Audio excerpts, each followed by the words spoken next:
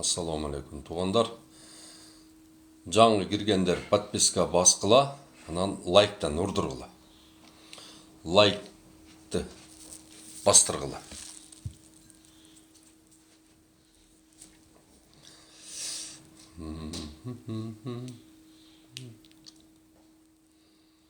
Так, лайкты ұрдырыңыздар.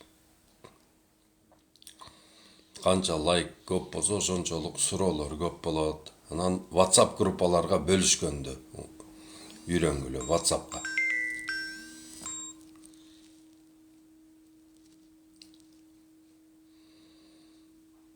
Кимде WhatsApp группалар болсо бөлүшкүлө.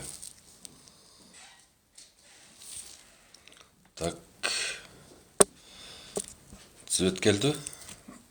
Эмени кошуп коелу.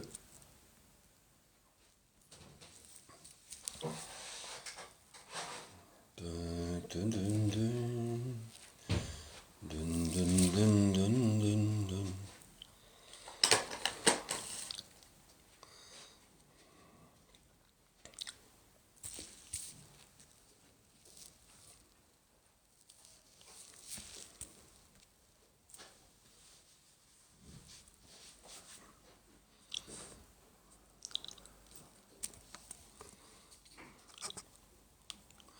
Assalamu alaikum. Дагы бир жолу. Бул жер семирткич. Жер семирткич анан иммунитизатор деген. Иммунный системасын, өсүмдүктүн иммунный системасын жөнгө салат. Так, WhatsApp бизнес дейт. Мен эмени бөлүшүп турайын. Силер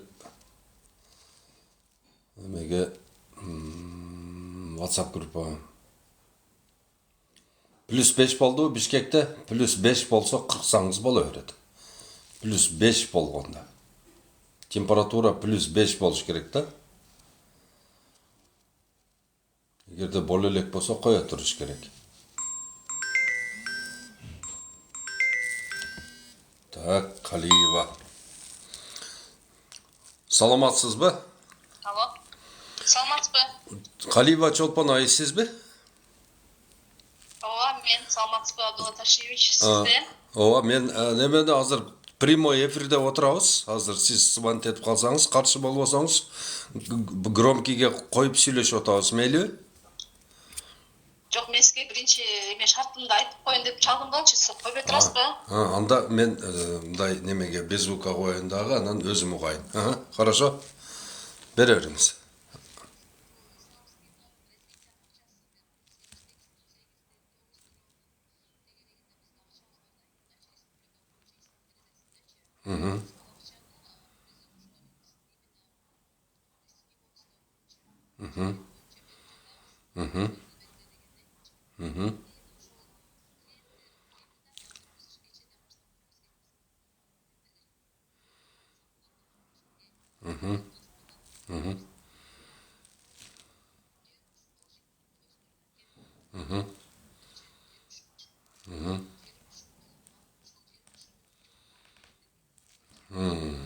Жер үзүлүшү болсун, биринчи требование.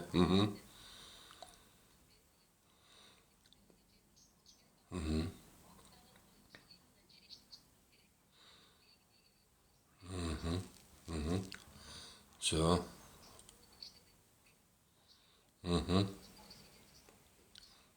Болду. Всё, мен ошентип түшүндүрүп коемун. Болду.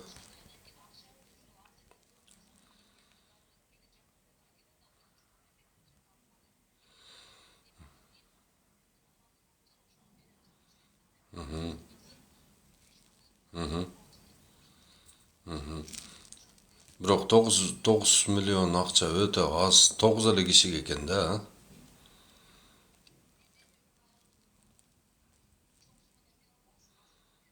Аздан, э? Всё. Болду. Чолпон, түшүндүм сизди. Хорошо, макул.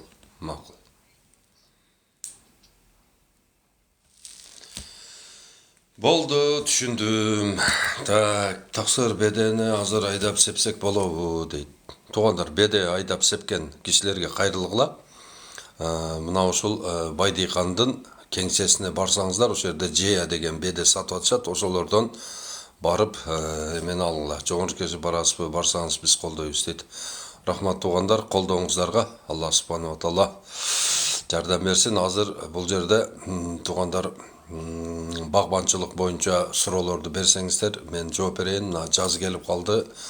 Мына азыр кар кетелекте биз силерге консультацияларды берип алышыбыз керек да, эртеге силер жумушка кирип кеткенден кийин убакыт жок болуп калат. Ошон үчүн туугандар ушул биздин эфирди максималдуу бөлүшүп, мүмкүн болушунча бөлүшкүлө.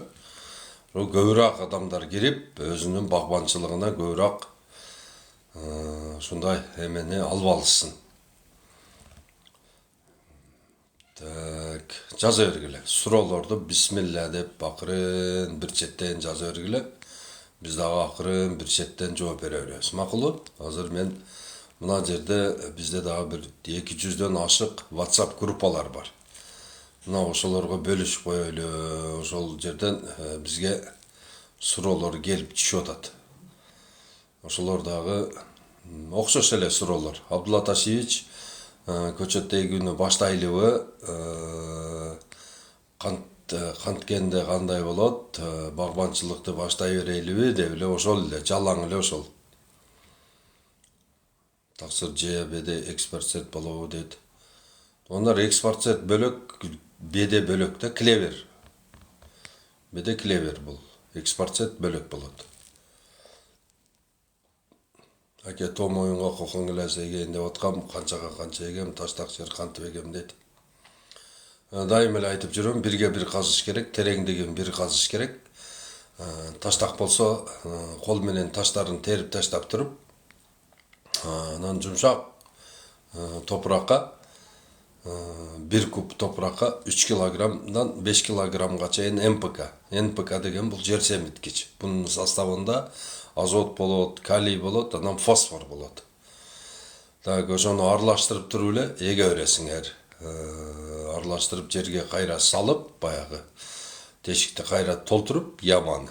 Анан ошол жерге эге бересиңер. Эгип атканда 10 килограмм таза топуракка 10 килограмм таза биогумус аралаштырасыңар. Азыр бактарды бутаса боло береби деген суроо келип тур. Азыр бактарды бутаса болбойт, туугандар. +5 болгондо буталат. Мына сиз түндүктөн сурап атасызбы? Түндүктөн сурап атсаңыз кое тургула, дагы бир 2-3 күндө 5 болуп калат. +5 болуш керек да, температура. Плюсовой болуш керек. Өрүктү улоо убактысы качан башталат? Туугандар, өрүктү улоо убактысы дагы бутоо убактысында башталат. Бутаганда ошондо улай бересиңер. Бирок мен айтар элем, туугандар, өрүктү улагыла, башка кылгыла, бирок баягы азыркы биз сатып аткан сапаттуу, мындай түшүм бере турган өрүктөрдөй баары бир болбойт да. Ошого туугандар убара болбогула, жаман көрбөгүлө. Мына чистый оригинал көчөттү отургузуп койгонго эч нерсе жетпейт да. Аны миң улайсыңбы, эмне кыласың? Ма демектен ары дам салсаң дагы баары бир ошол ояктан баягы эски көчөттөр, эски бутактар баары бир жакшы натыйжа бербейт да. Жөн эле баягы өзүңдү кыйнайсың, убактыңды уткурасың. Убакыттан кымбат нерсе, эч нерсе жок да. Убакыт эң кымбат убакыт. Алма көчөт качан тиге баштаса болот аксыга дейт. +5 болду Иса. Немени градусникти карагыла. +5 стабильный болсо уже тиксе боло берет. Мына лейлек уже тигип атат. Лейлек, Кадамжай, Баткен тигип атышат. Себеби дегенде немеде гидромедцентрден баягы сводка келип атат, что мындан бияка минус болбойт деп кабар берип атат. Түнү дагы көп жерлерде минус болбойт экен түштүктө. 3 гектар беде бар, эскирди, эмне кылсам болот? Сузак районунда 1100 метр бийиктикте болсо, ошол жерге 3 гектарга 3600 түп бизден алма алып эгип койгула. Редчиф деген. Анан чаңдаткычына 3000 основной сорт, 3300 основной сорт, анан 300 кылып туруп головал, то есть Golden Delicious опылитель кылып эгип койгула. Gelirге уже түшүнгө кирет. Дагы 3-чү жылы уже алманы сатып, кааласаңарча беде сатып алсаңыздар болот да. Азыр ескирген беденин ордуна беде сепсеңиз чыкпайт. Чыкса дагы сапаты жок болуп чыгат дагы. Түшүнүңөрбү? Ошон үчүн алма эгип таштагыла ошол жерге. Сузак районунда. Малинанын кайсы сорту жакшы дейт. Малина Кимбатоп, Шехиба, Амира, Мапема, Маравилла, Маргарита деген сорттор жакшы болот. Берке эски сортторду экпегиле. Эски сорттор мына полка, паланалар эме болуп калат да. Баянды болуп шоковый заморозкага киргенде карарып кетет. Аслабын таштак жерге көчөттөрдүн түгү канчага казылат? 1 метр казылат. Улукбек өрүктүн баасы канча? $4. Кокон гилас түбүнөн чыккан гилас көчөттү эксе болбойт. Жөн эле убаракерчилик. Убаракерчилик жөн эле убара болосуңар. Таза эле турецкий же болсо польский көчөт алып эгип койгула, эң жакшы ошол. Салам алейкум, жамаат күздө бушап турган өрүк тууралуу айтып берсеңиз дейт. Алейкум ассалам. Күздө бушап турган өрүктөр бизде Приция, то есть Кабаши, Юнусбей, Халил оглу деген 3 өрүгүбүз бар. Кургаганда прозрачный болуп кургайт. Бул сортторду Европа менен Россия жакшы көрөт. Ошондой бизде силерге сунуш бар, эгерде кааласаңыздар, ошодон эксеңиздер болот. Так. 660 штук батат 1 гектарга. Эң эле аз түшүм бергени 50 килограмм берет. 50 килограмм эң аз түшүм бергенде. Примерно катып беденин ордуна эмне эк дегениңиз угулбай калды деди. Алма эк. Алма эгиш керек. Только алма. Салам алейкум. Бахор гиласис менен 3-чү гиластын ортосунда бышкан сортту кайдан алсак болот? Бизден аласыңар. Жеңиш бизде бар, ошондой 0778. Мен азыр биздин точкалардын номерин айтамын. 0 мына ушуларды жазып алла. 2 10 33 10 Ош. Так. Ошул. Көчөт. Биздин көчөт канадын номери. Закрепить этип койдум. Азыр чалгыла, чалып любой нерсени сурасаңыздар айтып берет. Консультацияны сонун берет балдар. Так, 0700 Руслан агроном. Мына ушул жигитке кайрылгыла. Мага 150 түп керек дейт. Бар 150 түп. Мына ушул номерлерге чалыңыздар. Ушул брачкалар, биздин брачкалар. Ушулар полностью силерге немени берет. Раскладты кандай кылып эгиш керек. Элдин баары эле бадам эгип алып, бадамдын баасы копейка болуп калба. Сыргак кыжалат болбо. Кытайда биз кыргыздар мисалы үчүн 7 миллион болоюн деп калсак, Кытайда болсо 1,5 миллиард эл бар да. 1,5 миллиард элге биздин бадамыбыз bir күндүк тамагына да жетпейт да. 1 килограммдан койсо эле жеп коюшат. Канча гектар эксе болот? Жалал Абад, Сузак району, Октябрьский айыл 1 гектарга канча алма көчөт кетет? Октябрьскийге туугандар алма эгейин деп атасызбы Октябрьскийге? Октябрьскийге анда Галавал деген алма керек болот. Алманын 1200 алма кетет. Так, схемасы 2-ге 4 эгилет. Полкарлик. Чүйдө барбы дейт. Заказ берсеңиздер чүйгө да жеткизип беребиз. Любой көчөттү.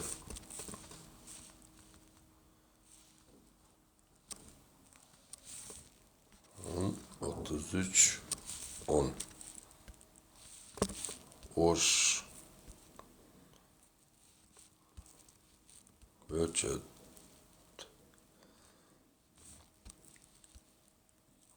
Kolu dinlikte.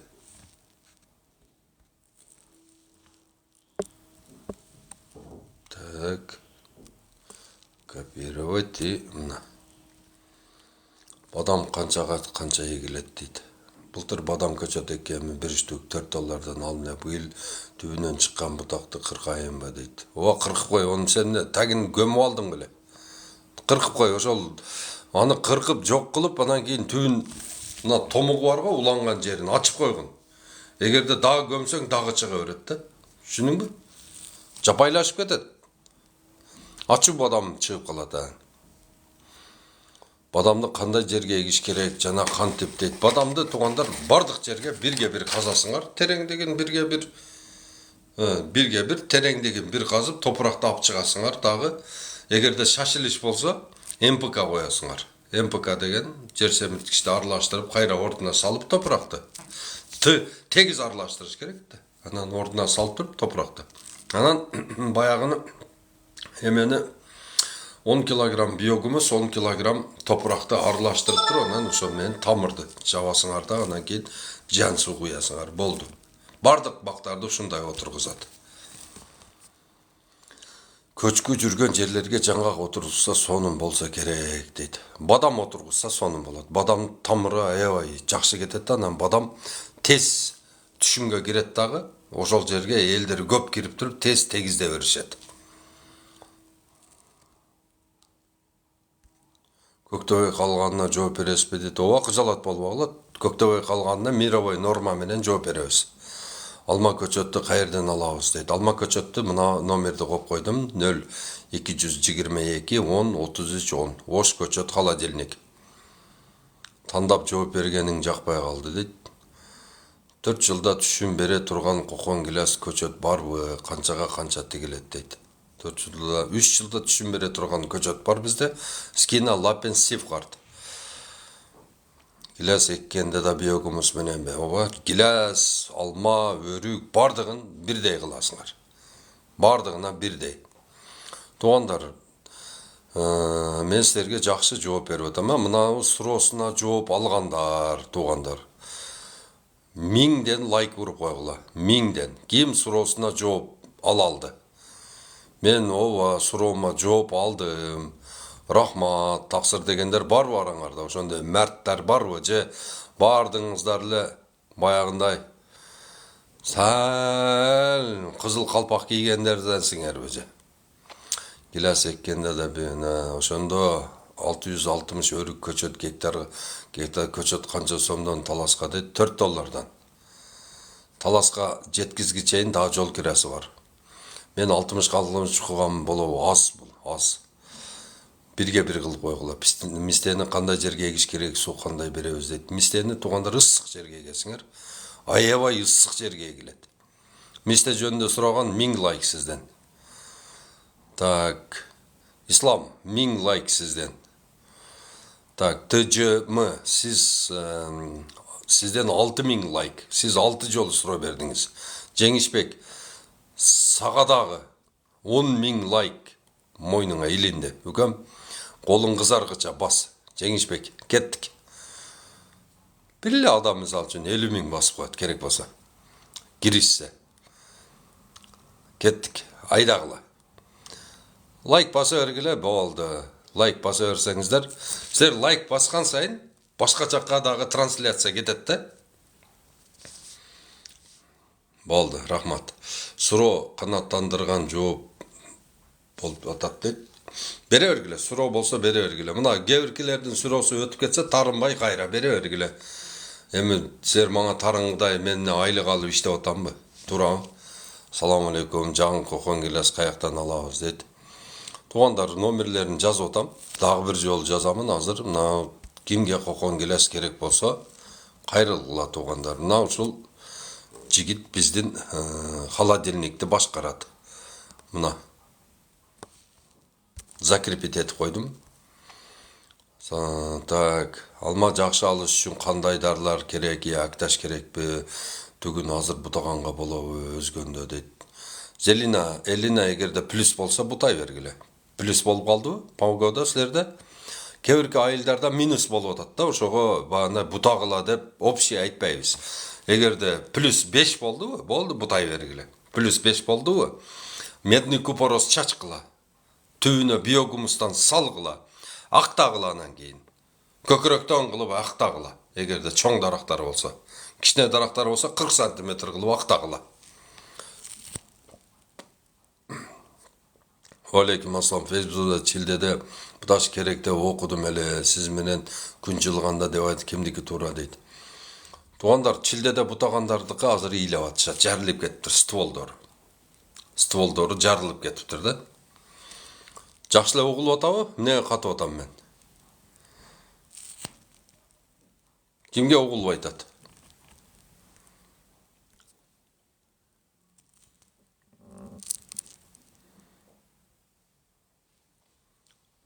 Жаза бергиле суроолорду.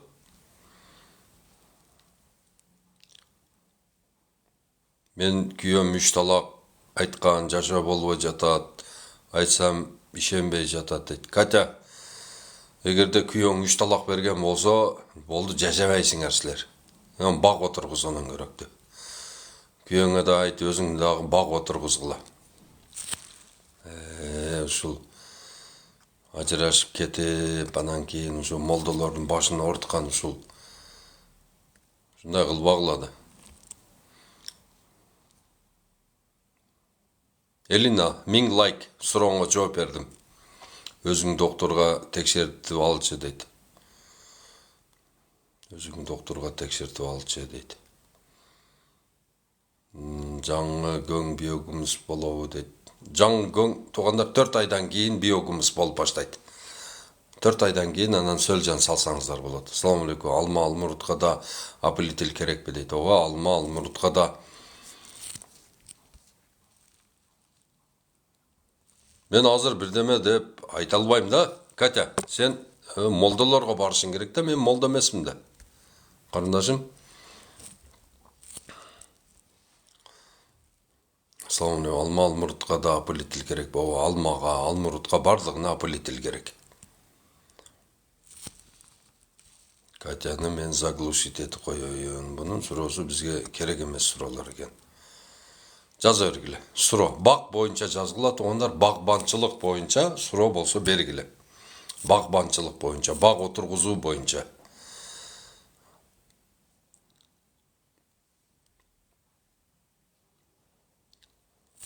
Так, суроо жок болсо мен онда бадамды реклама кылып турайын.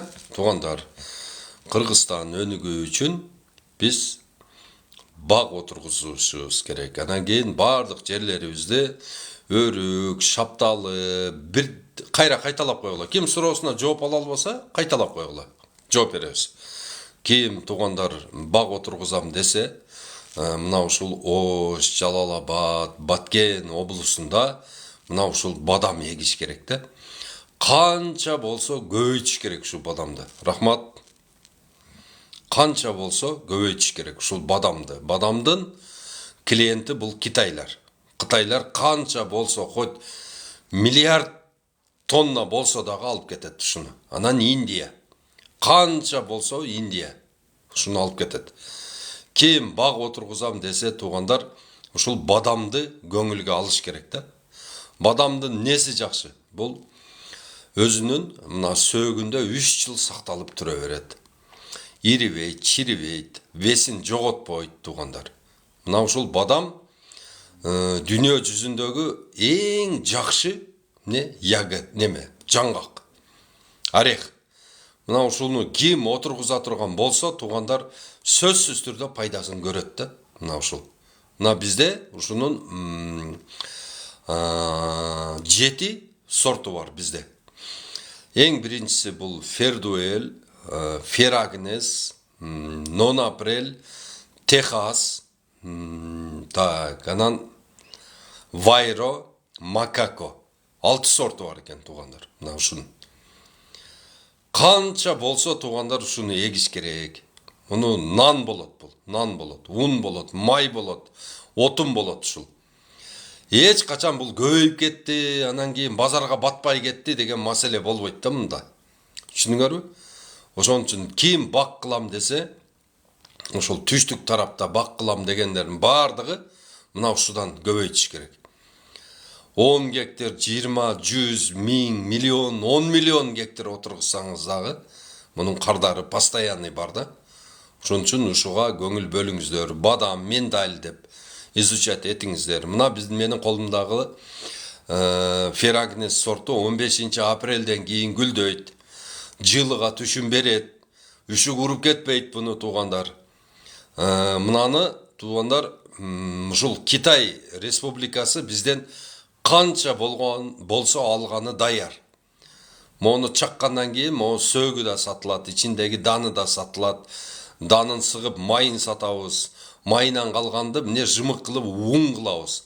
Ошол ундун 1 килограммы $10. Азырынча сырье кылып сатып турабыз $5. Кийин анан акчабыз көбөйгөндөн кийин мына ушудан ундарды жасайбыз, сонун майларды жасайбыз. Ушудан кремдерди жасайбыз туугандар. Дүйнө жүзүнө мына ушул бадам менен биз атагыбыз чыгып туруп, ушул дүйнө жүзүн ушул бадам менен биз камсыз кылабыз. Түшүндүңөрбү? Ушуну Жалал-Абад, Ош, Баткен облусунда мисалы үчүн 90% жерге только бадам отургузуш керек. Бардыгыбыз алма, өрүк, дагы бирдемелерди отургузуп ала турган болсок, эртеге кардар келбей калса, убагында биз банкрот болуп калабыз. Болсо эчтеме болбойт, эчтеме болбойт. Бул деген май болот, ун болот туугандар. Түшүндүңөрбү? Моодон ун чыгат, ушудан ун. Дүйнө жүзүндөгү эң таза глютени жок ун чыгат мынадан. Мына ушуну көбөйтүшүбүз керек биз туугандар. Канча болсо ушуну көбөйтүш керек. Ун болот мына ушул. WhatsApp группаларга бөлүшкүлө эфирде туугандар. Өзүңөр лайк баскыла, бөлүшкүлө. Тындырбай ушул биздин бак отургусуу идеяны колдоп туруңуздар туугандар. Мына. Так, азыр суроолорго жооп берип, андан кийин фундукту айтып берем. Опылитель деген бул чаңдаткыч. Салам алейкум Абдулла ака. Өткөндө камыш боюнча суроо берген элем. Сиз клёнка жап дегенсиз жерине. Ооба, клёнка жабыш керек. Азыр чоң клёнкалар чыккан 100 метр, 100 метр. Тиягы 100, биягы 100. Бадам көлгө болбойт, фундук болот. Так, бадамды отургузганда шагал аралаштырып эксе кандай болот? Жер ак турпак. Бадамды отургузганда шагал аралаштырып эксе шагалды алып салгыла. Туугандар, шагал болбойт бадамга. Анан бирге бир казып, тереңдигин бир казып, эгерде экскаватор болсо 1,5 ге 1,5 казып туруп, ошого кара топурак толтуруп туруп эксеңиздер адан сонун болот. Бадам көчөтү канчадан сизде? $4. Голубика жакшыбы же капитанбы дейт. Азырынча голубика жакшы. Каякта көчөттөр? Ошто туугандар. Бадам бул жаңгакпы? Ооба, жаңгак, орех. Жердин аянты 50 соткадан ашык болгонуна байланыштуу клёнка жаба албайм, камыш боюнча эгип чыккандан кийин пайвант болобу дейт. Бадам ысык көлгө болобу? Жок. Мен былтыр 140 көчөттөн 16 курады кайра берем деди эле. От чадырдан, складтан Руслан келгиле алып кеткиле. Голубикага жакшыбы же капитан карагат жакшыбы түшүмү дейт. Голубика жакшыбы же голубика жакшы. Үйгө огородко эксе болобу? 8 сотик болот, сонун болот. Бадамбы? Бадам, ооба. Көчөттү каяктан алса болот? Көчөт бизде бар туугандар. Ачы тарапка эксе болобу? Болот. Кантип алса болот? Азыр мен номер таштаймын, ошол жерден аласыңар. Ош тапса болобу бул көчөттү? Бадам көчөт канча сом? $4. Асыл кара балтага болобу бадам? Кара балтага фундук болот. Алман дарактын терисине куртка кандай дарыласа болот?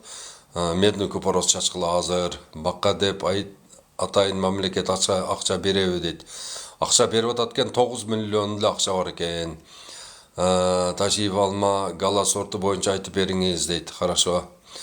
Фундук Баткенге болобу? Ысык жеринде жашайм. Фундук болбойт, бадам болот. Ассалам рахмат, сизге Алла разы болсун. 1 гектар жерге канча бадам көчөт керек? 660 кетет.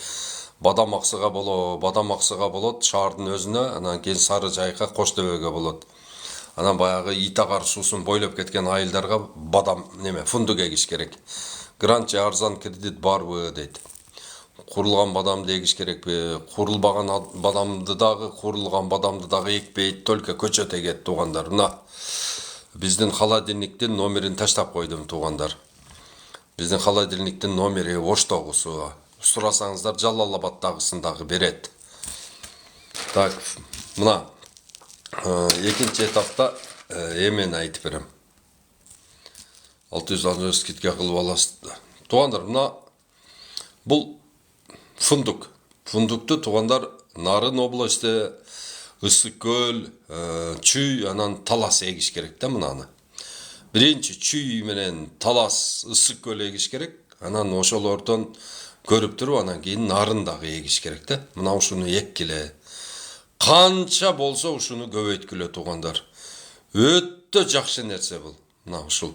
Өтті сон нерсе. 1 гектарға 1000 батат. Ар бири 10 килограммдан түшүм берет.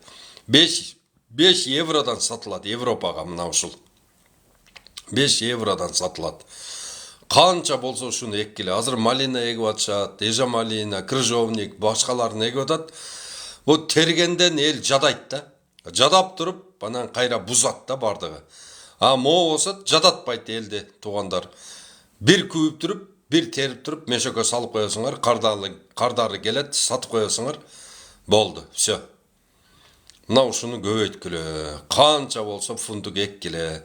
Мына түндүк тарапка 4 миллиард фундук экип алсак, түштүк тарапка 2 миллиард бадам экип алсак, Кыргызстан бир дагы эмне кыйналбай жашайт элек да. Мынадан май чыгат мынадан. Мынадан какао чыгат, шоколад болот мына. Акыры барып түбү. Мына ушуну эккиле туғандар. Фундук деп коет буну. Өтө сон нерсе. Бак эгүү үчүн туғандар мен ошол РСК банкка барып көргүлө, ошол жерде берип атат экен. Алма тиксем деген максада кандай алманын сортун тиксем совет бересизби дейт. Туғандар, алма аксыга галабал эле тигилет, галабал алма. Кызыл жарга бадам тигилет. Гилас керек эле Нокияндан кимге кайрылабыз дейт.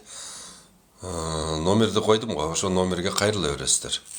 Мына ушул номерге кайрылгыла. Мына закрепке коюп койдум номерди. Скрин кылып алгыла да ушу жигитке кайрыла бересиңер. Кызыл кыяда барбы? Жок, Ошто. Самира Ошто. Бадам эң эрте гүлдөйт экен, үшүк алды да эмки жылдан кантип алдын алыш керек. Туғандар, ошол чоң проблема бадамдын эрте гүлдөп алганы. Мына биздин бадамыбыз мына ушул турецкий сортты отургузсаңыздар, бул турецкий дил эмес, бул американский сорт, Ферагнес деп. Мына ушул 15 апрелден кийин гүлдөйт да мына. Ферагнес, Фердуэль, Нон Апрель, Техас, Вайро, Макако деген сорттору 15 апрелден кийин гүлдөйт. Ошон үчүн мына ушул сортторду сунуштайбыз да силерге. Мына ушуга акцент койгула. Канча болсо ушудан эккиле. Мына бунун дәни кетет, дәни. Ичиндеги дәни кетет, мына сыртындагы сөөгү кетет. Майын сыксак майы акча болот, анан майынан калган жымык ун болот. Дүйнө жүзүндөгү без глютеновый эң таза ун болот. Түшүнүңөрбү? Мына ушуга көңүл бөлүңүздөр. Кыргызстан эли алма өрүк, шапталы, кайнолу башкасын эгиш керек. Өзүбүзгө жетерлик болсо жетет да. Аны ачытып, кычытып кармап отурганын кереги жок. Биз основной мына бадамга акцент коюшубуз керек да, мына бадамга.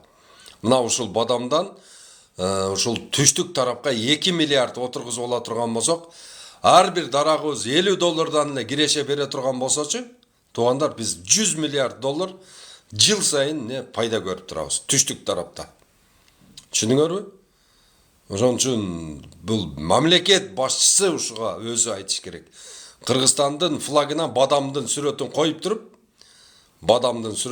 туруп, гербтерге мына ушуну көбөйтүш керек. Бир жагын бадам, бир жагын фундук кылып туруп, мына ушуну дүйнө жүзүнө даңазалаш керек. Кыргыз эли бадам эгет деп туруп, тоо таш бир дагы жер койдурбай, шаардын ичи, айылдын ичи бир дагы метр жер калбай, жалаң бадам эгиш керек. Түшүнүңөрбү?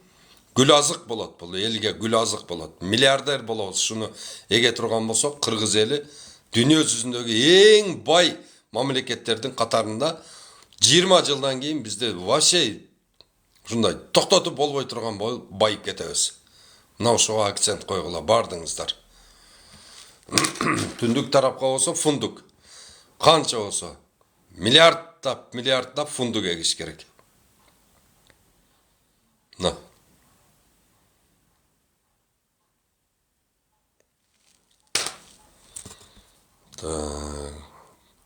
Мына кантип сатабыз, сапаттуу бадам көчөттү кайерден алабыз? Бұл бадам неме фундук, бұл дуп емес. Туғандар дуп бөлек, ол жол ит берет. А бұл болса фундук жаңғақ берет. Алматтыксен бедене қызыл та. Бадам бойынша айтып бердім. Исо чачқыла азыр бақтарақа дейді. Бұл емне зардалыға не көчөт жақшы дейді. Зардалыға бадам жақшы да.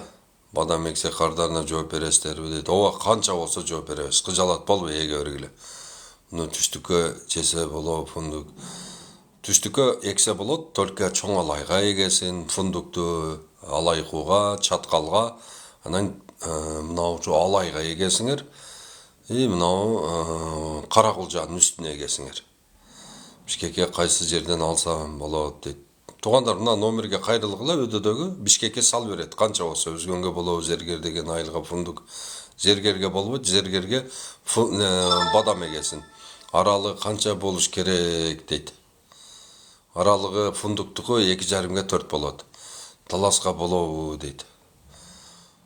Таласка фундук болот. Бадам көчөт канча $4.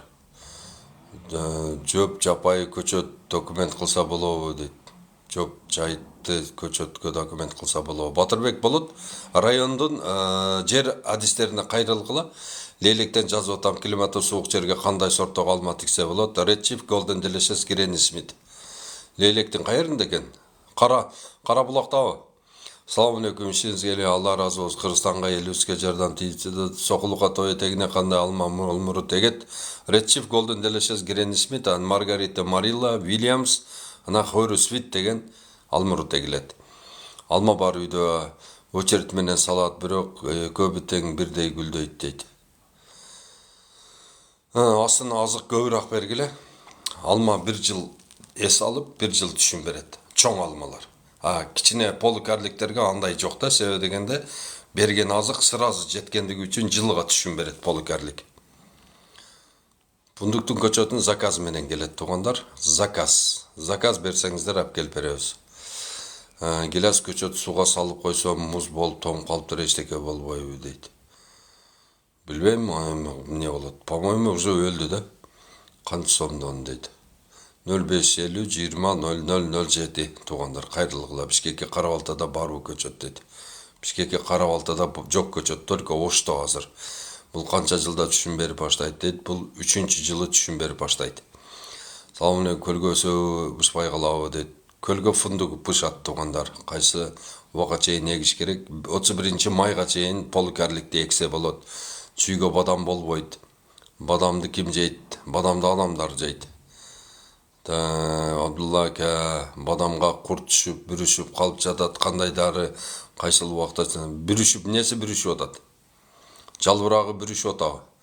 Экран басылбайт го, лайк дейт. Оңой багылабы бадамова?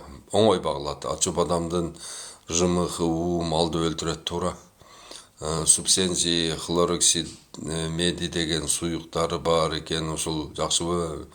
Микропоздун порошогу жакшыбы дейт. Купороздун порошогу жакшыбы дейт. Купороздун порошогу жакшы. Кайдан алса болот көчөтү бадамды? Бизден аласыңар. Алма бүттү дейт. Мына Агрош деген ким экен? Бир кычык-пычык суроолорду берип атат. Мен сага айтып коеюн. ИНХ туганым. Экинчи жазбагым мага. Дагы бир жаза турган болсоң тарынасын. Бадам эксек болобу? Ушундай бир маңкалар бар да, колунан кокон гилас келбейт, бир балдар сурай беришет. 5 жылдык кокон гилас бар. Бир дагы мөмө бербейт, эмне кылыш керек? Кичине күтүп туруш керек, мериш. Эгерде баягы высокорослый боло турган болсо, высокорослылар 12 жылда түшүм берет да. Ошон үчүн элге айтып атабыз да, полукарлик эккиле дагы 2-3 жылы түшүм алгыла деп атабыз. Түшүнбөйт атты эл. Жөн кууралган эле көчөттү алып барып эгип алып атышат. Уже куурап калган. Фундук баасы канча дейт? Фундуктун баасы $4. Салам алейкум, Алла разы болсун. Алейкум ассалам. Фундуктун порошогу Фундуктун көчөтү горшок менен келеби жок туугандар, фундуктун көчөтү ачык эле тамыр менен келет. Фундук алма эмес туугандар, фундук деген бул жаңгак. Мына биздин номерге кайрылгыла, ким көчөт алам десе ошого кайрылгыла. Мына Закрепке коюп койдум номерин. Мистени кантип көчөт кылабыз ака дейт. Даяр эле мистенин көчөтү келет жакында. Азыр сүйлөшүп атабыз. Келет. Жакшы, сапаттуу көчөт келет. Кандай көчөттөр бар? Бар жок. Алмадан баштап анжир, хурмага чейин бар. Бар жок бар.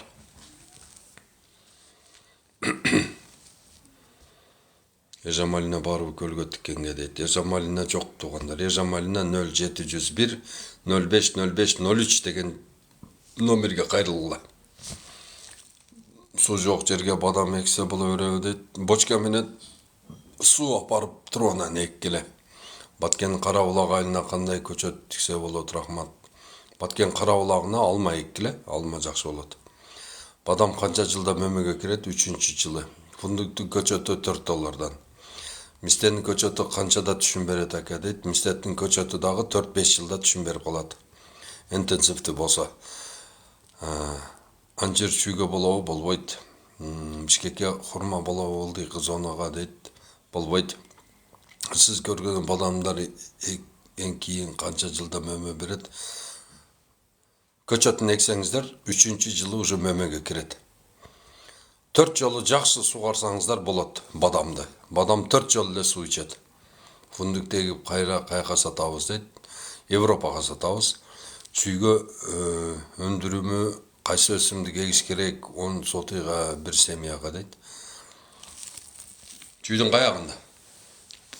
Өдөдө, ылдыйдабы, каягында? Бишкекке хурма мөмө жакшы алды дейт. 1 жыл жакшы алат, 2-нчи жылы вообще болбой калат да. Себеби дегенде резко континентальный эмедебиз да.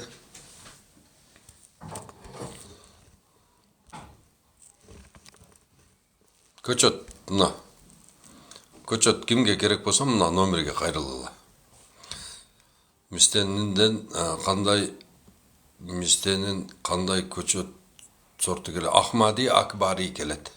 Фундук багара болобу дейт. Фундук багара болбойт, суу керек сөзсүз. Бишкектен кайсы көчөттөр тиксе болот? Жанара, Бишкек алма, алмурут, слива, өрүк, шабдалы. Ушуларды тиксеңиз болот. Беде амафос алса болобу таксыр, качан анан сотугуна канча чачыш керек? 15 сотук жерге рахмат дейт. Ондар амафос биз индарама бердирип атабыз биз. 15 сотук жерге так 75 кило жетет. Бактабатты Кадамзайда эл кандай кабыл алды таксыр дейт. Бактабатты эл жакшы кабыл алат бардык эле жерде. Себеби бак отургузуу бул саясат эмес да. Саясат жүргүзбөйбүз. Бизде барабыз, сорт тандоо боюнча иш жүргүзөбүз. Элдерге туура бак отургузуу, туура дарылоо. Бардыгын эле жагат да мындай иштер. От чатырга кокон гилас кандай болот? Жакшы болот. Баткенден Кара булак айылына өрүк болбой калабы дейт. Кара булакка туугандар баандай күздө пыша турган эгиш керек. Кургатканы. Бизде жапайы бадам бар, ошого уласак болобу жайлоодо дейт. Болбойт. Үнү кулбай. Карагат көчөт барбы дейт. Карагат көчөт 0701 05 05 03 ошого звонить эткиле. Бадам высокорослый болуп өсөбү, пас болсо мал жеп коет экен. Туугандар, биздин бадамыбыз полукарлик болот дагы 4 метрден ашпайт. Көчөт керек күз чүйгө дейт. Заказ бергиле. Алла разы болсун. Унуңуз угулбай жатат. Диамофос малинага берсе болобу азыр дейт. Диамофос малинага туугандар, ким малина эккен болсо биогумус, только биогумус салгыла. Алма бактын астына беде сепсе или индарама. Алма бактын астына беде сепсе болобу дейт. Болбойт. Салам алейкум. Ака 50 сотик жерим бар. Кокон гилас эген дедим эле. Жердин анализин алыш керек. Ой, алыш керек сөзсүз нур. Чүйдүн сокулук жагына кандай өндүрүмү, кайсы өсүмдүк эгиш керек 10 сотыйга дейт. Карагат көчөт барбы дейт. Карагат көчөт 0701 05 05 03 10 сотыр қанша штук фундук кетет дейт, 100 штук кетет. Индарама ал эмне билбейт экен, баасы канча, аксы да бар. Индарама баасы 1 килограммы 27 сомдон. Элдер кызыгып жатабы дегеним, өзүм кадам жөнүнөн туугандарга бадам эгелсем түшүнбөйт дейт. Элдер кызыгып атат, ооба жакшы эле, кызыгуу жакшы. Ойгонгондор менен иштейбиз да биз. Баягы эгер адам уктап жаткан болсо, аны ойготсоң, ал сага суроо берет да, эмне мени ойготуп атасың деп. Анан баягы ушул уже ойгонуп отурган адамдарга айтсаң, ага түшүндүрүү өтө кыйын болот да.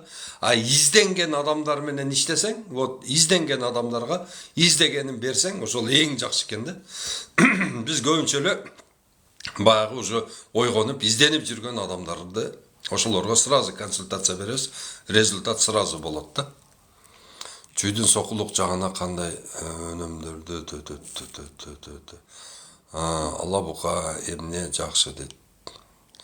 Чүйдүн сокулугуна туугандар алма эккиле. Анан так алмурут, слива, шапталы, өрүк, ушул 5 өнү. 10 сотык жерге бөлүп эгип алып, семьяңарга жетет. Ала бука эмне эксе жакшы, Стенли деген слива жакшы болот. Гилас канка башталдыбы нокат кар кетелек дейт, баштал элек, кар кетелек болсо +5 чиканка башталат да. Бизде кохон гилас эмне дары салабыз уста, бизде кохон гилас эмне дары салабыз дейт. Туугандар, кохон гилас болсо жашына карап, 2 жылдык көчөт болсо 300 грамм индарама, так анан 6 килограмм биогумус берип койгула. Так, 5 жылдык боло турган болсо 2 килограмм индарама, анан 15 килограмм биогумус. 10 жылдык болсо 30 килограмм биогумус, анан 10 килограмм индарама. Ошол тегерегине жерди басып чыгып туруп, ошол жерге салып, анан үстүн топурак менен жаап коесуңар. Бишкектин ылдыйкы зонасына кохон гиластын бир жак капталып куурап жатат, эмнеден болот дейт. Манилиоз болушу мүмкүн. Кайракы бадам 4 жолу ич керекпи сууну, эгер сугат бадам жылына канча суу берсе болот дейт. Сугат бадамдагы, кайрак бадамдагы экөө бирдей эле суу ичет. 4 жолу сугарсаңыз тойгузуп жетет ошол. Анализ кайерге көрсөтөмүн ака? Анализ кайерге көрсөтөмүн ака? Оштомдун кызы Шарк айыл өкмөтүндө анализ алган жер бар. Эгерде анализиңди алган болсоң, ондо туура эле бизге көчөткө келе бер. Балдар окуп туруп айтып берет. Пинклейде алма чүйгө болобу, нижний зонага болбойт. Галабал болот. Фундук куст болобу же бактай чоң болобу дейт. Фундук туугандар бактай чоң боло турганы бар, куст боло турганы бар. Биз көбүнчө куст менен боло турганын алып келебиз. Салабасызбы, Кара Балтага качан баштап эксе болот көчөттөр дейт. Кара Балтага марттын бир 20-ларынан баштасаңар болсо керек. Кохон гилас эккен элек азыр эмне кылыш керек? Кохон гилас ким эккен болсо, азыр күн жылыса биогумус бериш керек. Жылына карап.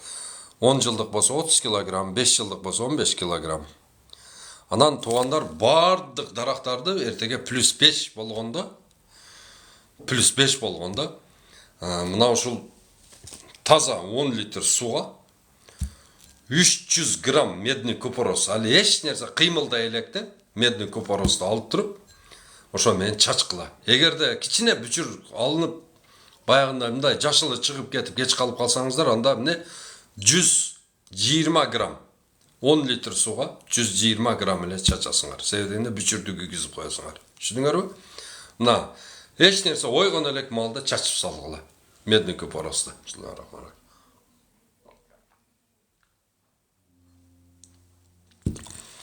Айдаркенге жаңгактын ордуна фундук айдагыла. Бадамдын көчөтү $4. Ака Кочкор атага не эксек болот, суу проблем дейт. То есть бадам. Кочкор атага бадам эккиле, суу проблема жерге бадам эккиле. Мына ушундай бадам бар бизде, 15 апрелден кийин гүлдөйт, үшүктөн коркпойт. Мына ушуну эккиле. Багбандардын лайк баспаганыңар эле чатакта туугандар. Мына 1 сааттан бери сүйлөп атам, 17 000 лайк эми болуптур да. Эгерде баягындай bir лүпчик пүпчик кийип, bir сийдик пийдик ичип жүргенimдегі bir 700 000 кыл берсеңер керек эле. Суу ичип, баягындай турма тура жакшына сүйлөгөндөргө силер лайк баспайсыңар да. Жаллаң турсасын чайнагендерге, богун жегендерге, сийдигин ичкендерге, туурабы? Өзүн өзү күйгүзгөндөргө лайк басасыңар да силерчи. Шунун арча такта. Şu adam balası özü mындай ойлонуп туруп deyip карап көрсөң, ошол баягы турсасын чайнагендерди карасаң 700, 800, 1000 адам көрөт да. Ошон үчүн өнүкпөй атабыз да. Жалаң ошол өзүнүн сийдигин ичкен, богун жеген, турсасын башына кийген, ошогон акмактарды карап отуруп, мына жегенибиз болсо, мына Кытайдын дәрі баскан апельсини болуп атат. Туурабы? Жегенimiz ошо Тажикстандын жүзүмү болуп атат. Мына ошол турса чайнагендерди көрүп отуруп. Туурабы? Ошон үчүн мына ушундай эфирди бөлбөйсүңөр. Мына мисалы үчүн ошол турса чайнагендерди карасаңыздар, чекесинде бир көк, бир кызыл, бир көк. Көгү бөлүшүп аткан болот, кызылы лайк болот да. Буягын карасаң подаркага толуп кетет. Лев атып аткан, ит атып аткан, мышык атып аткан, мишка берип аткан. Америкадагы баягы ошолорго донатор болгон балдардыга дагы там бербедим да. Ошончо халал акчасын, адал акчасын каякта бир эмне баягындай бир көтарчыга арзыбаган нерселерге берип атышат да. Ушул туура эмес да бул. Мына донаторсыңбы? Кел, мына ушул жерге донатор бол. Мына ушул жерге тынбай подарка аятып, сундуктарды коюп берип турсаң, мына баг отургузса ошого шерик болосуң да. Ошодон сооп жазылат. Турсасы чайнагендерге, өзүнүн богун жегендерге, сийдик ичкендерге бере турган болсоң подаркаңы. Күнөөсүнө да шерик болосуң да. Ошону кандай түшүнбөйсүңөр, сиздер? Мына кандай ошону ойлонбойсуңар да. Ошол менин каражатым каяка кетип атат деп. Мына Америкада иттин күнүн көрүп иштейсиңер, Россияда иштейсиңер, башка жерде иштейсиңер. Анан кийин донаторлукту кыласыңар дагы, каяктагы бир эмне Başım günөө да болчу. Günөө бул деген маскарапоздук, бул деген чыккынчылык да мындай кыргызгачы, чынын айтканда. Индарама химиялык жер семит кечпи, килограмм 27 сом арзан жакшы эле экен го дейт. Туугандар, индарама породаларынан казылып алат экен дагы, мына биогумуска жакын болот экен. Ошон үчүн биз биогумус менен кошуп иштетип атабыз. Аябай жакшы натыйжа берип атат. Өткүлөсүлөр дагы. Купороско сода сабын кошуп чачыш керекпи дейт. Жок туугандар, купоростун өзүн эле 300 грамм купоросту 10 литр сууга эритип туруп, ошону чача бересиңер. Жуугула анан кийин. Жөн эле мындай номинально чачып койбогула. Именно баягы кычык-пычыктарынан бери тыккылап ошол жерде жууш керек да. Түшүндүңөрбү? Ошондо сонун болот. Кара булакка өзүңүз айткан өрүктүн көчөтү барбы, таксыр канча сом, 1,5 кетет, канча штук көчөт, 1000 көчөт кетет. Кара булакка бизде Кабаши Юнусбей Халил оглу деген бар да. Ошону 50 сотиктен үчөөнү бөлүп эгип алсаң, маза кыласың. Эжебикке көчөт канчадан эмне сорттору бар дейт. Эжебикке көчөт туугандар 0701 0505 03 Нуридин деген жигитке кайрылгыла. Жалап аткан малине эксе болобу дейт. Жалап аткан малине эксе болбойт, эгерде шаарга жакын болсо. Анан багыштан өдө жака болсо боло берет.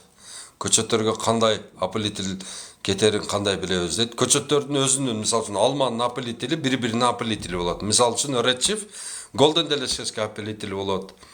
Golden Delicious мисалы үчүн Granny Smith апелитили болот. Бири-бирине апеление кармай берет. Шапталынын туугандар бизде 5 сорту бар. Мен 1000 лайк басып кирдим, тасыр, Алла разы болсун. Нокатка не жакшы эксек, жакшы түшүм алабыз дамла дейт. Нокатка туугандар эң биринчи анжир эккиле. Анжир чемпион, пул табыш боюнча анжирдин бир дарагы болбоду дегенде 10.000 сом киреше берет. 1 гектарга 660 батат.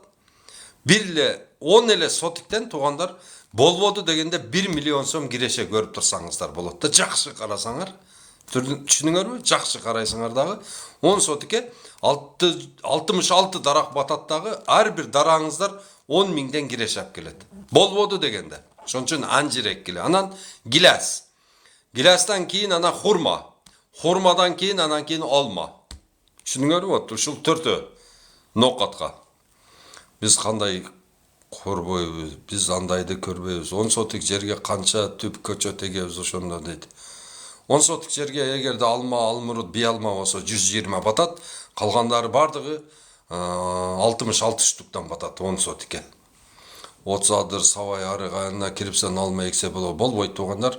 Сабай арық айылына галабал еккіле. Кирипсан пөк болып қалады. Ерте пышаттағы пөк болып қалады.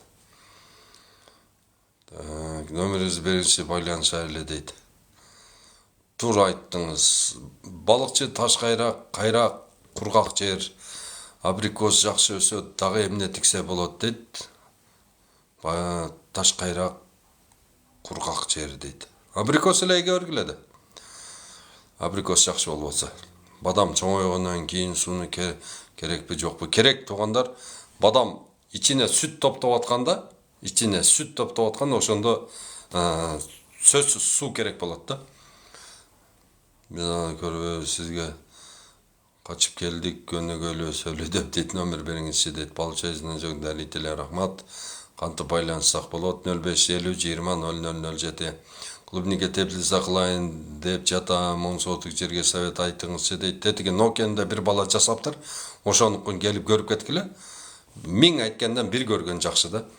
Кумурска не кылабыз дейт. Кумурскага туугандар борный кислота иштетебиз. 100 грамм сууга 6 кашык шекерди эритесиңер, жылуу сууга. Анан борный кислотадан 6 кашык куясыңар да, анан кийин ошону баягы кумурскалардын уясын жанына коюп койсоңуздар, ошону ичип, ичине ташып кирип, калгандарын бардыгын жок кылат. Сөлжан сатасыздарбы болсо кайерде кантсом? Сөлжан 0550 20 0007 туугандар. Железный купорос часа болобу азыр дейт. Железный купороско кеч калдыңар. Азыр эми медный купорос часа. Бардовский смесь часасы дейт. Туугандар, чистый өзүн эле чачкыла. 0550 20 0007. Чаңгетке эмне эксе болот таксыр дейт. Чаңгетке бадам эккиле, шапталы эккиле. Коңгилести кантип апеллят этебиз ака дейт. Коңгилести апеллят эткенде өзүнүн скина деген апеллятили бар. Анжирдин көчөтү канча сомдон дейт. Анжирдин көчөтү туугандар $4. Көчөт эккенден кийин сыры бар эке, чтобы өнүп өсүп кетиш үчүн астына эмне салынат дейт. Биогумус салынат да астына. Тамырга биогумус берилет, анан общий багы түбүндөгү жерге НПК берилет да, НПК. Мына дагы бир жолу айтайын.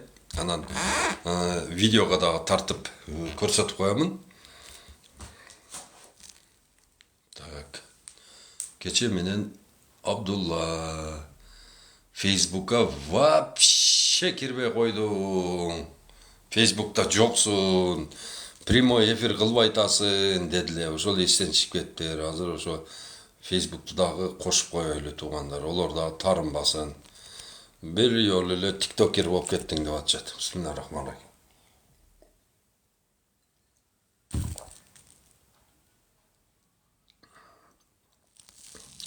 Эми олорго сыр бербей, азыр киргендей учурашып коебуз. Майлы, силер көңүл бөлбөйсүңөр.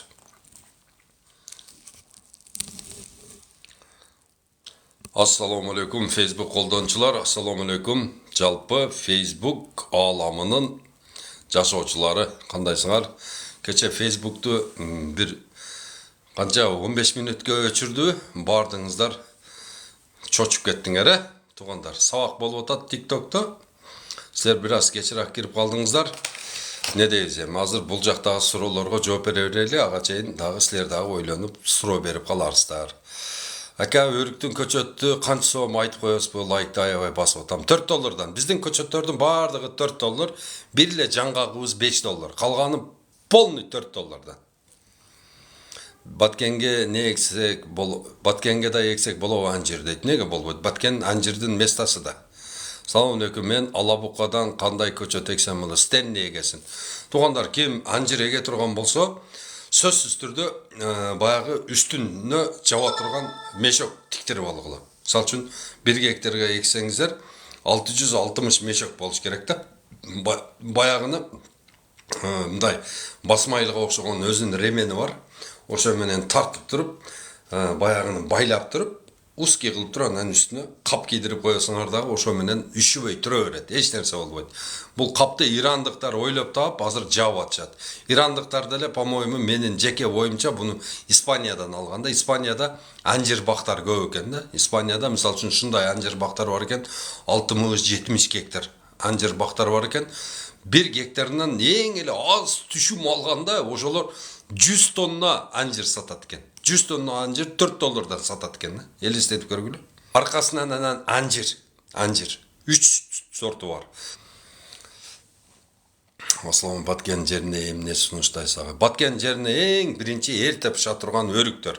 Сары анжир, анан кийин фиолетовый анжир, анан кара, Робиста, Магадор, Микадо, anjir. Ошол 3 anjir. Анан гилес. Анан бадам. Чоң жерлерге только бадам айдагыла. Сокулук шаарчасы быйыл отургузайын дегенбиз. Туугандар, колду экранга тийгизгенче отургула. Сокулуктарда быйыл отургузайын дегенбиз дейт. Эмне? Ошондо 10 сотик 60 бадам эгилеби, ооба.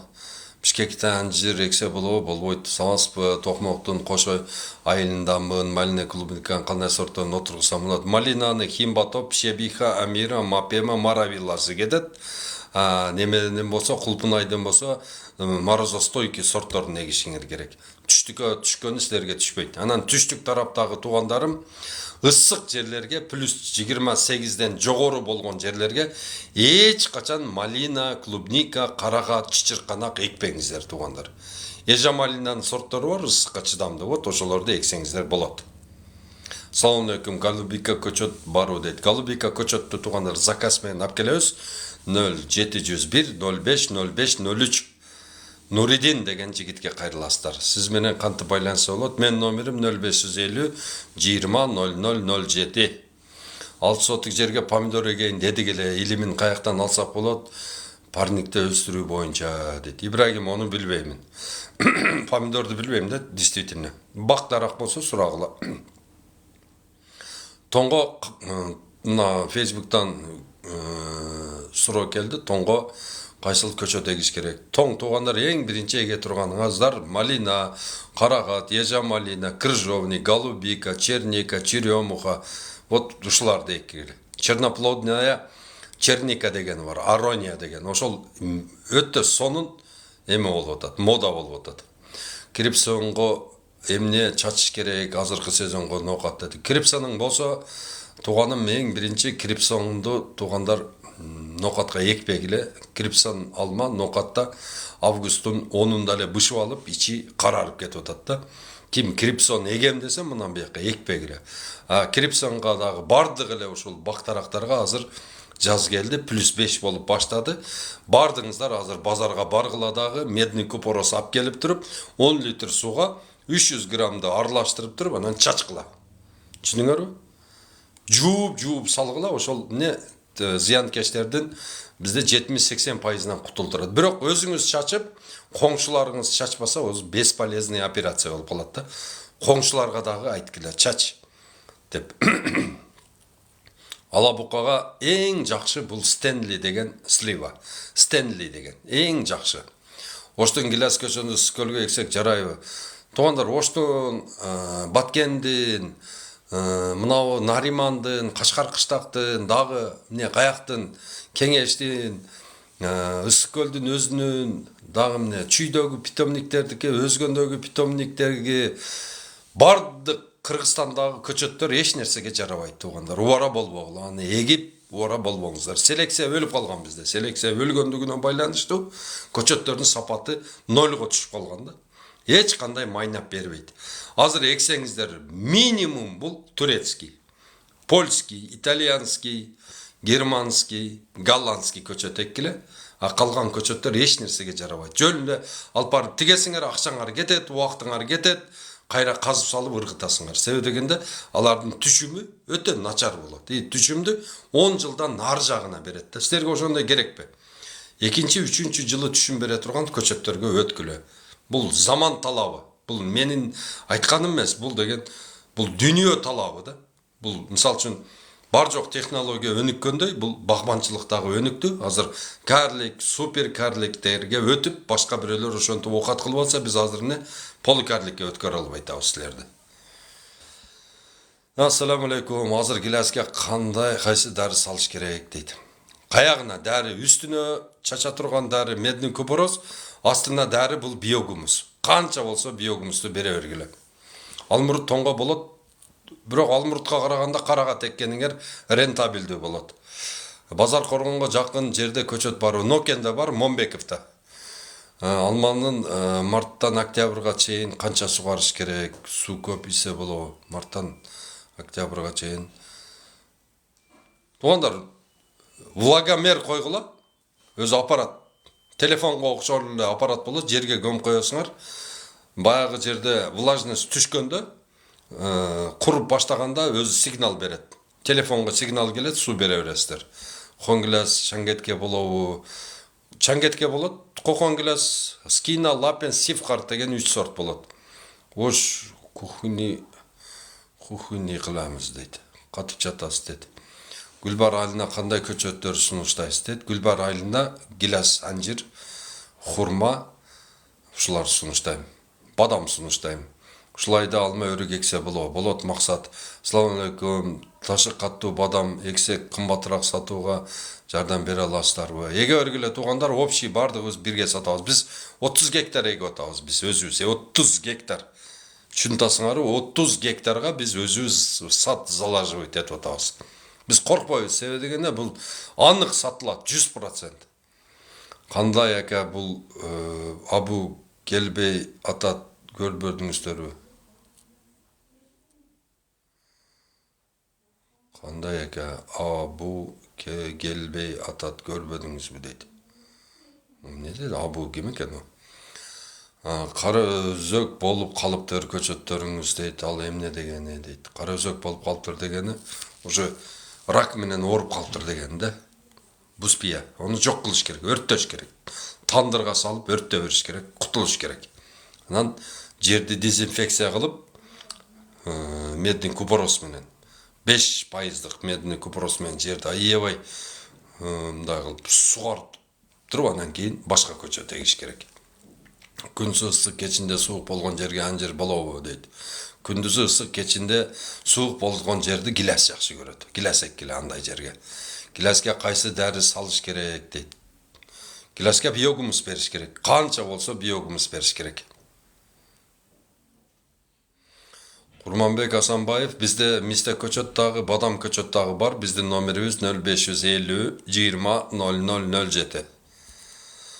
Ассаламу алейкум. Тышы каттуу бадам эксек, так, лайк басып отуруш шунчалык оорбу туугандар, басып отургула дейт. Голубикан көчөтү канчадан дейт? 250 сомдон. Малина да $4 дейт. Малина 250 сом. Чоңалайга туугандар малина, ежа малина, карага эккиле. Кышка ошондой тутамека дегени бар, бир түшүм бере турганы бар, ошону эккиле. Кайрылгыла мага, мен жакшылаа кылып консультация берип коёмун. Таш мойнок айылга дачасына кандай жемиш эксе болот дейт. Таш мойнок айылына дачасына кандай жемиш эксе болот? Таш мойнок эмеде да, өдө да? Немеден? Кой таш тараптабы, ошону айтасыңар, таш мойнок деп. Ал жакка кышка сактала турган алма. Red Chief, Golden Delicious, Granny Smith, алмуруттары болот, слива жакшы болот ошол жакка. Так, өрүктүн жакшы сорттору бар, шапталылар бар, күздө пыша турган. Вот ошолорду эккиле. Баткенге кандай көчөт эксек болот? Бадам мисте дейт. Да, бадам дагы, мисте дагы Баткенге өтө сонун болот. Ассаламу алейкум. Агай, карлик алма керек ноокатка бар. Нурик, бирок алманын ордуна анжир эккин. Нурик, анжир жакшы пул болот. Биз сиз менен бир команда иштешкенге даярбыз. Бишкек Агордо конуштуна ар бир адам баласына бир көчөт дейт. Биз даярбыз. Мен номеримди жазып алгыла 0550 20 0007. Мына немеде Карабалтада женский баягына психологический больница бар да, психбольница бар. Грубо айтканда. Мына ошол психбольницага мен бир жигит менен барып зияратка барып кирип көрүп ыйладым да. Чынын айтсам Жүрөгүм ушундай капа болду. Шунчалык таасирлендим баягыларды көрүп. Алла субханала ва таала акылын алып койсо, адам айбан болуп калат экен да. Шунчалык баягылардын кебетесин көрсөң, бардыгынын ичине жин кирип кеткен да. Мен ошону сездим да. Карап отуруп астафырла келдирдим. Где-то бир 400дөн ашык аял жашайт экен да. Балким силердин туугандарыңар дагы бардыр ошол жерде. Каттуу айтсам кечирим сураймын. Баягыларды көрүп шунчалык зээним кейди. Мамлекет ушунчалык баягы карабай коюптур да. Будан 4 жыл мурунбу, 3 жыл мурунбу барган элем. 3 жыл мурун экен. Жок. 2 жыл болуптур. Барып, анан ошолордун өзүнүн 90 гектар жери бар экен да. 90 гектар жери бар экен. Мына ошол 90 гектар жер бош жатат да. Эч нерсе экпейт экен, эч нерсе кылбайт экен. Больницанын жанында экен прямо. 90 гектар мына бизге жер ажыраган ошол психбольницанын жери деди да. Мына ошол жерге бир мына ошол азыркы блогерлер, баягы кыйын блогерлер, ошолорду бир команда кылып топтоп, мына мисал үчүн бир даракка $4 көчөтү болсо, так анан кийин $3 тосмосу болсо, так $7 $3 капельный койсок, ошондо ровно $10, 1000 сом деп коелу, эккени менен. Ошону эгип бергени менен 1000 сом. Бир даракка 1000 сом кетет. Ошо 90 гектар жерди баягыларга алма, алмурут, слива, дагы өрүк, шабдалы кылып 5 түр кылып баягыларга эгип бере турган болсок, 90 гектар жерди бак кылып берсек, баягылар жанагыны жейт эле да. Баягы больницанын атырабында тегерегинде бир 30 алма бар экен. Жанагы алманын жалбырагынан бери жеп коюптур да баягылар. Көк бойдон жеп коюптур. Али эми түйгөн алманы жеп коюштур. Эч нерсе жок да. Бардыгын баягы аялдар учуна чейин чыгып кетет дейт. Шунчалык витаминоз экен да, жегиси келет экен да. Ошолор дагы биродарларыбыз да, ошолор дагы биздин бир бөлүгүбүз да. Ошого мына жалпы кыргыз эли ошол жерге 1000 сом не итиме таңбы. Мына эртеге орозо келе айтат. Бир күндө мисал үчүн обед кылбай койсок 1000 сом тура. Эки адам обед кылбай койсо 1000 сом болот. Ошого бардыгыбыз жапа турмак киришип туруп ошол жерге бир план кылып, ошо 90 гектар бак кылып берип коелу ошол жерде. Кана ким ушуну уюштурат? Мен тынбай реклама кыламын, жардам беремин. Мына блогерлик окат тамак жеп атасыңар, блогер болуп атасыңар. Кечке чыгып элге мен күймүш айтып атасыңар. Ошолор топтолгула да, топтолуп ушуну бесплатный реклама кылып бергиле жок дегенде. Калганын биз өзүбүз уюштурабыз. Саламатсызбы, черешняга кандай удобрение берген жакшы? Азыр биогумус бериш керек. Зелена. Салам алейкум. Ташы каттуу бадам эксек кымбатыраак сатууга жардам бере аласыздарбы? Айттым го беребиз деп. Кайра кайталай бербегиле, мен шакый эмесмин. Силерди мындай кылып койгонуңарды көрүп турам мен. Бир көз кысканыңан билип коем мен. Бар жок да. Анан кайра эле балча айтып мага жаза бересиңер, туугандар. Бир эле жолу жетет мага, бир эле жолу. Ошол суроону мен өткөзүп берсем, значит бир причинасы бар. Onu утур эле драчтетип кайра жөнөтө бериштин кереги жок. Биогумус каяктан алсак болот дейт. Биогумусту туугандар Кыргызстан боюнча биогумус сатам деген толтура да. Азыр эле жазат. Кимде биогумус болсо реклама берип алгыла туугандар. Номер болсо бересизби дейт. Мен номери 0550 20 0007. Сокулка эмне сунуштайсыз? Алма крипсон отургуздум эле, ооруп чирип атат дейт. Сокулукка туугандар галабал деген алма сунуштайм. Гилярске кайсы мезгилде суу койсо болот дейт.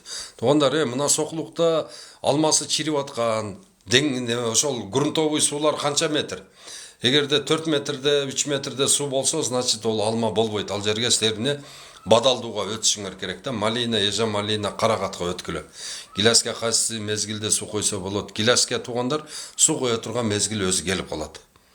Күн ысыганда коесуңар. Азыр влажность нормальный, койбой тургула. Көчөт эгебиз дейт.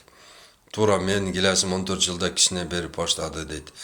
Алма 1 жылы мөмө бербейт эмнеге дейт. Алманын bir жыл мөмө берип, бул жыл мөмө бербегени баягы ооз тамыр менен ошол түшүм бере турган бутактар өтө алыс жайганышканына байланыштуу сокту жеткире албай коет да. Ошон үчүн кичине баягы полукарлык эксеңиздер баягы сок менен неменин түшүм берүү, түшүмгө айлантыруу бутактары жакын болгондугу үчүн жылыга түшүм берет. Көчөттөр Бишкектин кайсы жеринен алса болот. Максат 0550 20 00 07 менин номерим. Ошого жазасыңар. Баткенде көчөт саткан жериңер жок. Талас облусунун кандай алма тиксе болот? Речип, Golden Delicious, Granny Smith. Сиз айткан Гилес, Алма, Алмурут көчөттөн кайдан алсак болот? Биз көлдөн, туугандар Бишкектен аласыңар. Кудай кааласа Бишкекке келип алат.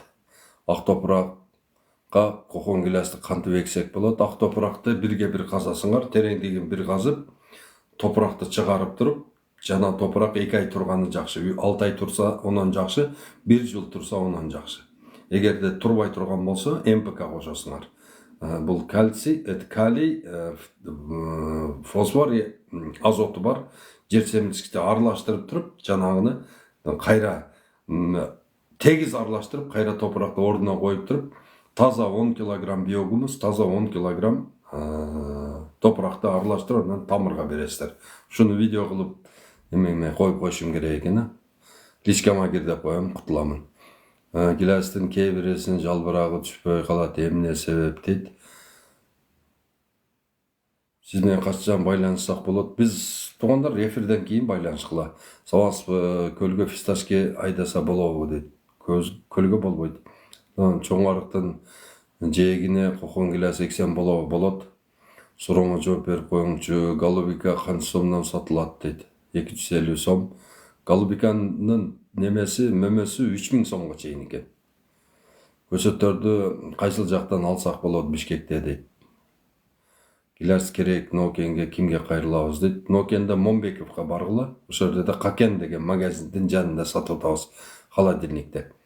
Гилестин кээ бирисинин жалбырагы толук жерге түшпөй калат, эмне себеп? Манилиоз болуп калган окшойт. Гилес көчөткө Кызыл Кыяда кимге кайрылсак болот? Кызыл Кыяда эмес, Ошто кайрылгыла. 222 10 33 10. Аксыга малине көчөт сорту алдырыш керек, кандай кылса болот? 0701 05 05 03 Нуридинге кайрылгыла.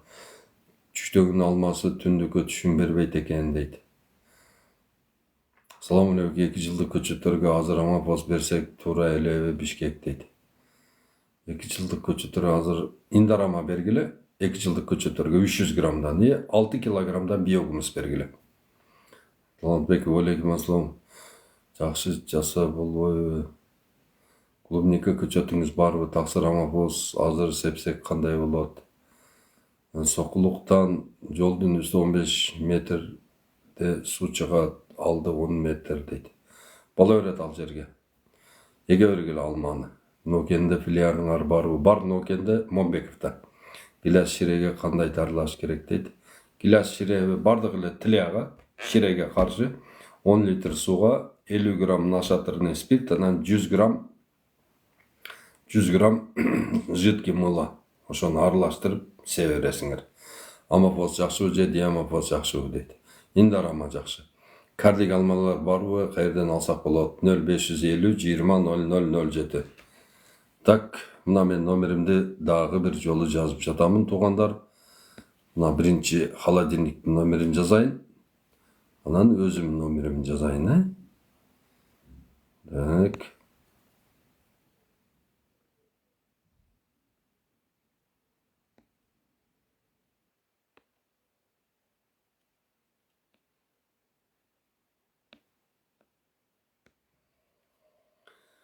Бишкек аэропорт Манас кокон гилес болобу? Болот. Айнура. Так, мынаны закрепить этип коеюн, шуну скрин кылып алгыла. Гилеске биогумус түбүнө чукуу, анан көмүп береби? Ооба. Иса, мына кокон гилесиң тике турат, мына тегерегине ошол жерге бересиң да. Мына түбүндө эч беле бербе, бу жерде эч нерсе жок. Ооз тамырлар, мына бутак мындай болсо, ошо бутактын түбүндө ооз тамырлар. Бу жерде эч нерсе жок. мына ошол бутактын түбүнө бересиң да, ошол анан кийин азык болот да. Мына ушул болсо мынанын жанына канчалык мисалы үчүн дарагың чоң болсо, мисалы үчүн 5 жылдык боло турган болсо 1,5 метр, 10 жылдык боло турган болсо 3 метр тегерегине бересиң, айландырып. Индараманы Кадамжайга жакын жерде сатылып жатабы дейт. Кадамжайга жакын жерде Кадамжайдын өзүндө бар да. Мына менин номериме чыккыла. 0550 20 0007ге ушул жерге мен таштап коямын силерге. Номер кайталап койсо байланыска оштон келе сатканга. Акчасы канча? $4. Индараманы кайдан алабыз, баасы канча? Индарама түштүктө 25 сом, түндүктө 27 сом. Жаза бергиле туугандар. Суроону шашылбай жаза бергиле. Экранга колду тийгизгенче отурам. Таппай эмсе дүпүлдөп тургула. Бекер отурбай. Сурооңор жокпу? Ондо WhatsApp группага бөлүшкүлө. WhatsApp группадан ошол баг отургузуу боюнча суроолорду бере турган адамдар келет. Мына азыр 100 канча 200ге жакын адам отурасыңарбы? Полный бөлүшүп койгула. WhatsApp группаларга бөлүшүп койсоңуздар, ошол жерден кишилер келе берет. WhatsApp группага. Мистени үйгө эксек болот, сонун болот. Индарама Бишкекте бар, Фрунзе совхозда бар, Кантта бар, Токмокто бар. Индарама. Канча болсо индарама таап бере алабыз.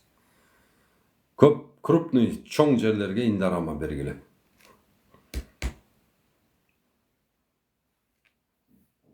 Так. Номерди дагы бир жолу эмеге коеюн, Закрепке. Мына ушул номерди Закрепке коюп койдум, ушул номерди. Мына ушул 2 номерди жазып койгула, силерге пайдасы тиет.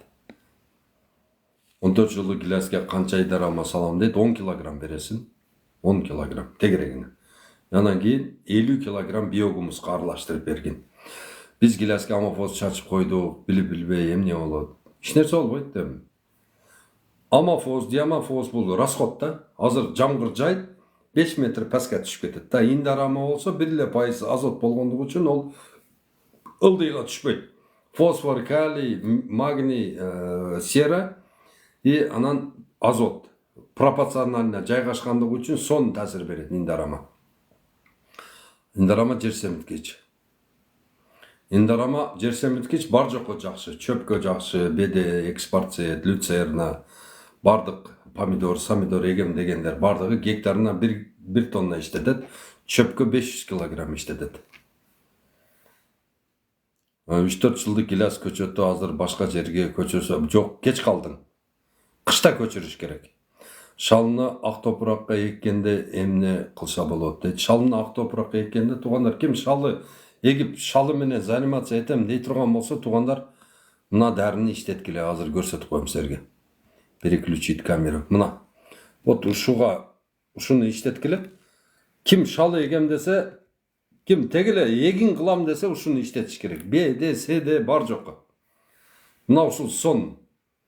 Зуля азот жакшы эмес, индарама жакшы, индарама. Кечиресиз Гиляске шире дарыны кайталап коесузбу, жазып алайын, рахмат. Гиляске 10 литр су, 50 грамм нашатырный спирт и анан 100 грамм жидкий мыло. Алма түбү бутактары карайып кетти, чирип алма бышканда 1 айга жетпей ичинен чирип кетти дейт. Алып сал. Болду, ол алма болбойт эми. Эч качан сага жакшылык алып келбейт ол нерсе. Декоративный полноне сизде барбы? Жок. Кантип дарыласак болот дейт. Болду, алып салыш керек оны, дарылай албайсың. Саласыбага мен күйөөм карлик көчөт тикпейм дейт. Арасына мал кирип оттай албай калат дейт. Эми дашам, эми не кылайын, эми күйөөң менен барып урушайын эми. Экпесе экпей эле койсун. Сасетиң сенин кошунаң эгет, эртеге ошону көргөндөн кийин анан кийин эгип баштайт да.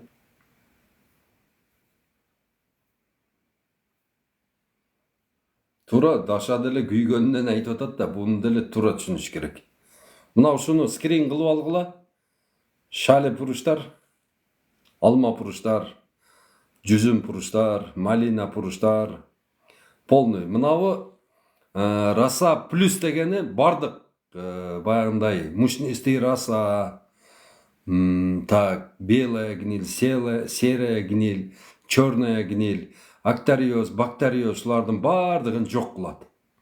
Шулардың бардығын жоқ қылады. Шо раса актив плюс деген. Мына раса актив премиум дегені болса, бұл ошолны стимулятор роста өстіреді. Аябай дүркіретіп өстіреді шул. Анан бұдан сырткары витамин А, витамин Б деген бар. Экөтең сон.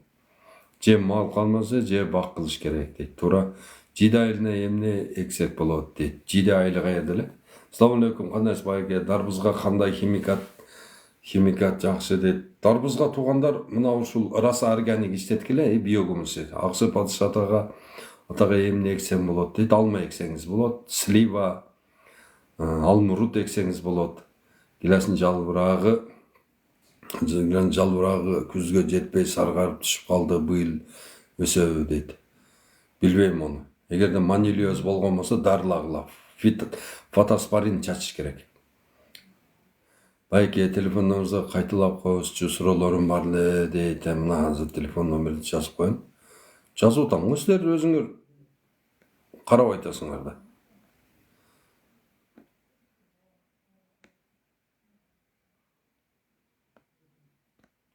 Жазып койдум. Бул бар жокту өстүрөт, органика дары, дарбыз, коон эккендер былтыр иштетишти. Шалылга сонун болот. Шабдалын кандай өстүрсө болот. Мына ушуну алгыла. Абдан деле любой дарактагы кылып эле эгесин дагы, анан ширеси менен күрөшөсүн, болду, өсө берет.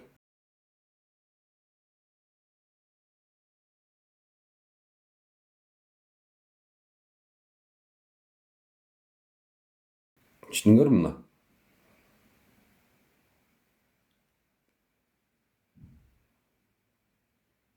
Мына ушуну скрин кылып алдыңарбы, болдубу? Раса актив премиум, раса актив плюс, анан раса актив витамин А, раса актив витамин Б дегени бар. Ошол төртөөнү комплекстүү кылып иштетсең, дарбыздын 2 ай чирбей түрө берет экен. Вообще сонун нерсе экен бул. Так, эми переключить камера. Арпага болот арпага. Ушул менин номерим Зуле. Ошо номерге анан чалбагыла. Только WhatsApp'тан голосовой SMS жөнөтүп койгула, мен жооп берем. Шабдалга да гиластын шире дарысы боло береби дейт. Шабдалга да боло берет. Шапталы, гилас бардыгына бирдей эле тиле түшөт. Бирок ар кандай тиле түшөт да. Тилянын 400дөн ашык породасы бар. Өрүк көчөт бар, Исламбек. Баргыла азыр. Мына номерге чалып алып бара бергиле. Мына өдөдө көчөт холодильник деп закреп койдум го, ошол номерге чалып алгыла. Бедеге ушулдары боло береби дейт, боло берет, бедеге сонун болот. Беден ооруларын токтотот. Беден түйүнө баягындай чирик оорулар бар го, ошону токтотот. Арпадагы чирик ооруларды токтотот. Будайдагы чирик, кара чирик, күйүк ооруларды токтотот. Будайдын клейковинасын көтөрөт. Өтө жакшы дары. Раса органик плюс дейт. Саласызбы, биз дарбыз эгебиз, дарысыны мачинине салабыз, дагы кандай дары салсак болот дейт. Айтпы индарама чачкыла, анан биогумус бергиле. Анан кийин мына ушул раса органик иштеткиле. Ар ким суроого жооп алгандан кийин лайктан баса эле туугандар дейт. Туугандар, ким суроосуна жооп алса, туура эле айтып атат, мына иним. 1000ден лайк буруп койгула. Бул бизди баягы пожаловаться кылат да бизге. Мен дайым айтам го, Кыргызстандын көчөтү, Өзбекстандын көчөтү, Тажикстандын көчөтү эч нерсеге жарабайт. Экпегиле десем эле пожаловаться басып жатып калышат да. Ошол силер класс баскан сайын ошол пожаловациялар өчөт да. Баягы неме пожаловаться кылгандар өчпөй турган болсо, мени баягындай аккаунтума жаап таштайт да. Ошон үчүн силер канчалык тапыйт этип турсаңыздар, тынбай тапыйт эте берсеңиздер, бул значит элдерге полезный адам экен, значит буну өчүрбөш керек экен дейт дагы. Ошону токтотуп калат. Бул дары Жалал Абадта барбы дейт. Жалал Абадта жок. 0701 0505 03 деген номерге кайрылсаңыздар сал берет. Же мага айткыла, мен сал берем. Менде дагы бар. Өрүк көчөттөр каяктыкы дейт. Өрүк көчөттөр Турцияныкы. Таласка голубика сонун болот. Бирок баягындай голубиканын түбүнө кислый почва керек болот да. Ошону. Тугандар, основной биздин ушул эфирге чыкканыбыздын эң чоң маанилүү немеси мына ушул бадам эктириш. Кыргызстанда түштүк тарапка 2 миллиард бадам эктирүү үчүн чыгам да. Мен дайыма ушуну пропаганда кыламын. Бадам эгели. Бадам бардык Кыргызстандын ошол түштүк тарабына 1 метр жерди койбой бадам эгип ала турган болсок, ушул бадам жыл сайын Кыргызстанга ар бир түбү $10 эле киреше бере турган болсо, 2 килограммдан бере турган болсо, 20 миллиард доллар киреше алып келип турат да. Бул Кыргызстандын 5 бюджетин алып келип турат. Ошон үчүн жалпы кыргыз эли мына ушуну эгишибиз керек. Мына азыр бардык акчаларыбызды мына биздин кыргыз мамлекетибиз аракет кылып, мына ушул Турцияда, Польшада чыккан сапаттуу көчөттөрдү өзүбүз жасашыбыз керек да. Башка алардан $4 өтө кымбат. $4 бул өтө кымбат. Мына ушул көчөттү өзүбүз эге турган болсок $2 болот. Максимум $2 болот да. Ошого бардыңыздарды айтамын, туугандар, кимде каражат боло турган болсо, мына биз азыр вексель чыгарып атабыз. Ошол векселден сатып алгыла. Бир векселдин баасы $20. $20 менен силер 3 жылдан кийин мына питомник иштегенден кийин 20 мынандай сапаттуу бадамдын көчөтүн аласыңар. Так, или фундуктун көчөтүн аласыңар, 20 штукту. Так, ошондо $80 көчөттү $20 сатып алган болосуңар. Адан сырткары анан кийин 1000 көчөткө силерге эмне биз квитанция беребиз. 1000 көчөттү силер $1.20 сатып ала турган право иметь этесиңер. Ошондо башкалар $2 алган көчөттү силер эмне бир 20-дан аласыңар да $800 ошол жерден утасыңар. $20 вложить этип туруп $860 киреше көрөсүңөр. Түшүндүңөрбү? Ошон үчүн ким ушул баг отургузуу идеяны поддержка кылам десе, ошол биздин векселдерди банктардан, ушул ценный бумага саткан бардык мекемелерден сурап биздин сатып алгыла. Макулбу? Олар 2000 сомдон сатышат экен. 2000 сомдон. Биз аларга $20 беребиз, алар 2000 сомдон сатышат экен. Ошону алып койгула. Жок дегенде бирден алып койгула. Бир семья бирден алып койгондо деле ошондо эле 1 миллион алып кое турган болсоңуздар, 2 питомник курулат. Эгерде 2ден сатып алып кое турган болсоңуздар, 2 векселден $40, анда 2 мектеп кошо курулат да. Түндүккө, түштүккө ушундай мектеп салайын деп атам. Тынымсыз баг отургузууну үйрөтөм ошол жерде. Кандай кыркат, кандай дарылайт, кандай манилиоз, санилиоз, кандай дарылы оорулары бар, бардыгын академия кылам да, бак академиясын ачамын. Мына биздин Камчыбек Ташиев акебиз Барселона деген футбол клуб ачты го, футбол мектебин. А мен болсо ошол силердин жардамыңар менен 2 жерге, Кыргызстандын түштүгүнө, түндүгүнө 2 мектеп ачамын. Түшүндүңөрбү? Экөө тең өтө сонун мектеп болот. Анан ошо экөө менин инвентро лаборатория көчөтканамын жанында жайганышкан болот да. Ошол жерден сразу уже ал жерден дальше окууга жөнөтөм балдарды. Ошол жерден акча түшөт да, питомниктен түшөт, башкадан түшөт. Жыл сайын 200дөн, 300дөн ошону Европага балдарды окутканды жөнөтөмүн, Кудай кааласа. Өтө сонун иштерди аткарамын. Ушулардын бардыгын силердин жардамыңар менен биздин векселди сөзсүз түрдө сатып алыңыздар. Макулбу? Ар бириңиздер жок дегенде 2ден сатып алып койсоңуздар, $40 не? $40 эч нерсе эмес. Кыргызстандын өнүгүүсү үчүн ар бириңиздер $40 кошуп койсоңуздар. Бирок зато $1600, $1720 пайда көрөсүңөр зато. Ар бир векселге 1.20дан 1000 көчөт сатып алганы право беремин. Башкалар $2 алса, силер болсо не 1.20дан аласыңар. Анан мына азыр $20 кайтарып туруп 20 көчөт беремин. $80 көчөт аласыңар. Түшүндүңөрбү? Ошондо ар бир векселиңер $860 силерге киреше алып келет. Мына шуну колдоңуздар. Бадамды фундук бадам жасайм. Только фундук бадам, фундук бадам, фундук. Только ушуну жасаймын.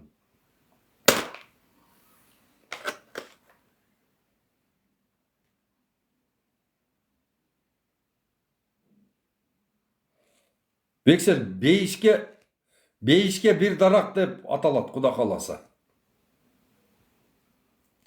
Бейишке bir дарак деп атайбыз иншалла.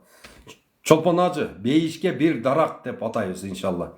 Азыр кебиркелер айтат, Абдулла Ташиевич 20 доллардан болсо мен 100'дü алам дегендер бар. 100'дü. Мен ушул үй бүлөмө, туугандарым бардыгына ошол тойго бири-бирине вексель подарить этебиз деп атышат. Вексель. Тойлорго барат го. Мисалы үчүн кошумча кошкондо жөн $100 бербей 5 вексель алып барып берет дагы. Мына ушул 2 жашка мына биздин кошумчабыз десе, элестетип көргүлө. Мисалы үчүн 2 жашка мисалы үчүн 100 вексель түшө турган болсо, 100 вексель 2000 көчөт болуп калат да. 2000 көчөт деген 2 гектар жерди бак кылып алышат да, 2 жаш. 5-6 жылда карасаң эле байып эле мынандай болуп жатып калышат. Сонун идея бардыгыбызга жагат, бардыгыбызга пайда алып келет да бул вексель. Куда кааласа ошол питомникте 90% фундук түндүктөгү немеде, түндүккө курамын. Ошол жерде 90% фундук чыгып турат. Анан калганы алма, өрүк, шапталы чыгарып беремин. Берки түштүктөгүдө 90% бадам чыгарам да, калганын вексель деген ценный бумага. Баалуу кагаз. Вексель долговой обязательство. Туру, Нурик. Вексель долговой обязательство. Анан ислам кагазы, ислам негизинде кагаз болот бул. Ислам негизинде. Исламский. Анан бул менин векселимди жапканы башка мамлекеттерден дагы арабтар, башка мамлекеттин дагы арабтар, немелер, түрктөр, ошолорго дагы сунушталат, алар да сатып алышат экен да. Анан алар ошол эле вексельге чыккан эмени башка бирөөгө подарить этип берет да. Ислам принциби менен ооба туура.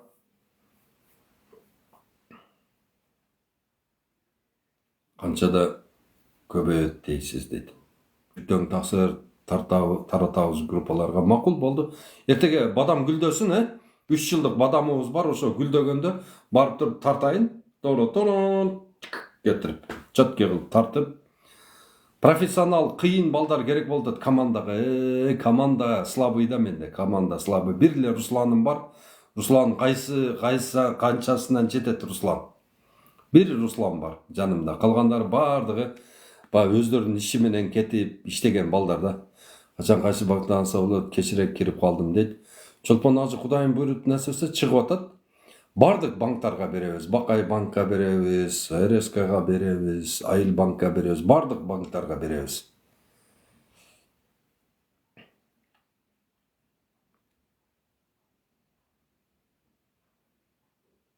Катып атабы? Что-то свет слабый болуп атат биз жакта. Свет өчүп, жанып, ар нерсе кылып атат. Так, тугандар, тапайым 127 киши 100'дан лайк басып койгулачы тугандар, 50 миңге жеткирип берели дагы, анан эфирди жабайлы. Ага чейин дагы 3 суроо бергиле, жооп берип коеюн, 4 суроого. Кеттик. Тапыт этебиз. Бадамдын бою канча болот? 4 метр болот, Даша.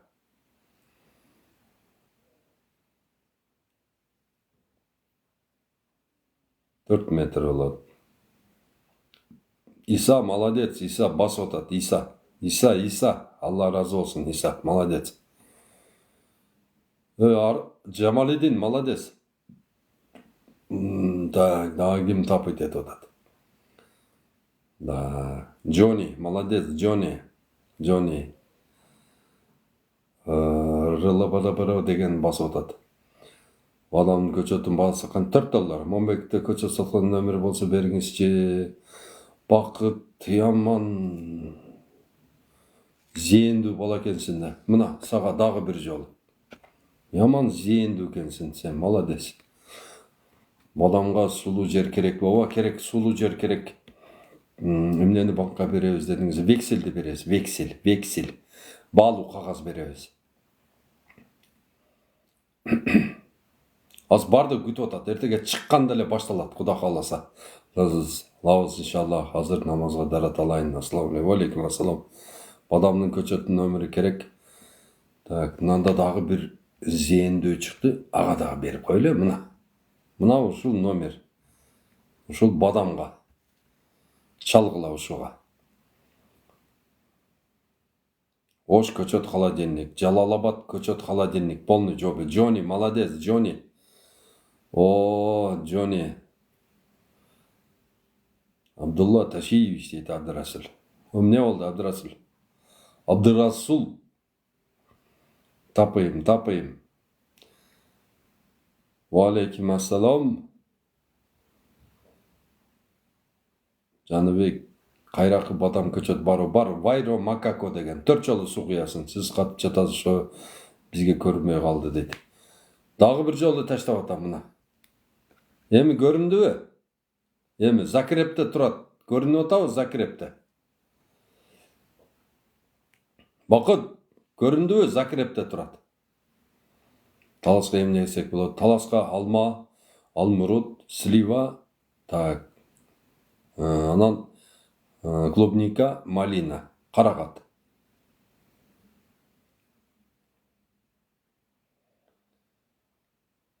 Көрүндү дейт. Тапайым. Бакыт, лайктан бас, Рашике. Байкеч коконгилас кантип бутайт видеосу болсо жиберип коесузбу дейт. Туугандар, бардык бактарактарды бутаганда бир эле принциби бар. İçine өскөн карама каршы бутактарды алыш керек. Анан кийин бири-бирине мешайт берген ярусту тазалаш керек. Ярус чыгарыш керек. Биринчи, экинчи, үчүнчү этаж. Анан лидер талашат. Лидерден слабыйын алып, сильныйга перевод берип коебуз. Косой перевод берип койсок, ошондо бою өспөй, мына капталына иштеп калат. Түшүндүңүздөрбү? Анан волчок деп коет. Эркек шактар бар, ошолорду алыш керек. Анан ким бак бутаган болсо, сөзсүз түрдө ушул майдын этеги кайра бакка кирип туруп, мына ошол кырккан жерин, мисалы үчүн бир жерди кырктыңбы? Кырккан жериңен мындай болуп турган болсо, ошонун 1, 2, 3, 4, 5, 6, 7, 8, же 9, 10 болот. Ошол жаңы бутак чыгарат, 2 кулак болот. Ошолорду жулуп салыш керек. Полный. Кол менен терип салса, ошондо бак таза болуп калат. Кийинки жылы бутаганда только подкорректировка кылып коесуңар. Азыр биздикилер ошону билбейт дагы, кесет, кайра эркек шак чыгат. Кесет, кайра эркек чыгат. Анан жадап кеткенде кеспей коет. Түшүндүңөрбү? Флизин деп коет буну. Флизин кылганды үйрөнгүлө. Аэропортко кулпунай өсөдү. Чүй аэропортко кулпунай өсөт, эмнеге өспөйт? Номерим 0550 20 0007 менин номерим. Az жазып коем мен.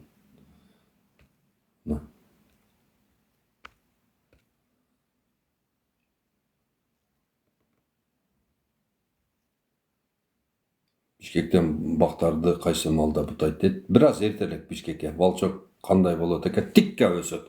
Эркек шак деп коет. Трутен деп коет. Эркек шак деп коет. Жировик деп коет. Волчок деп коет.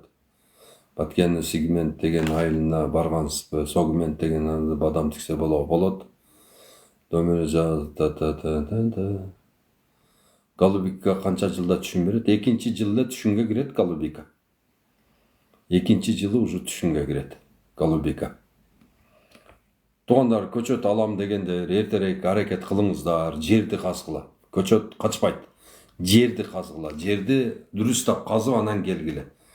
Бирге бир, тереңдигин бир кылып, бирге бир казасыңар, тереңдигин бир казасыңар, топуракты алып чыгасыңар. Топурак таш болсо, чоң таштарды кол менен терип таштап, майда таштарды ээлейсиздер. Ээлеп туруп, майда таштарды алып ыргытып, борпоң топуракка МПК кошосуңар. Жер күчтүү болсо 3 килограмм, слабый болсо 5 килограмм МПК кошуп, топуракты кайра ордуна саласыңар. Анан таза 10 килограмм топуракка таза 10 килограмм биогумусту аралаштырасыңар да, анан ошону тамырга ошону бересиңер да, анан жан суу куясыңар. Вот эң туура отургузуу ушул болот. Оштамын. Голубика көчөт мененби Бишкекте кимде бар? Туғандар 0701 05 05 03 деген номерге кайрылгыла. Экскаватор 100 сомдон эле казып атат. 100 сом, 150 сом максимум.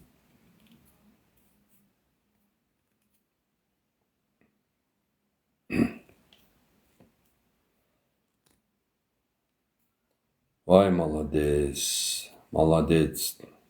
Молодец, молодец. Лайк басқандар молодец. Тытып қойдыңар ғой, тытып.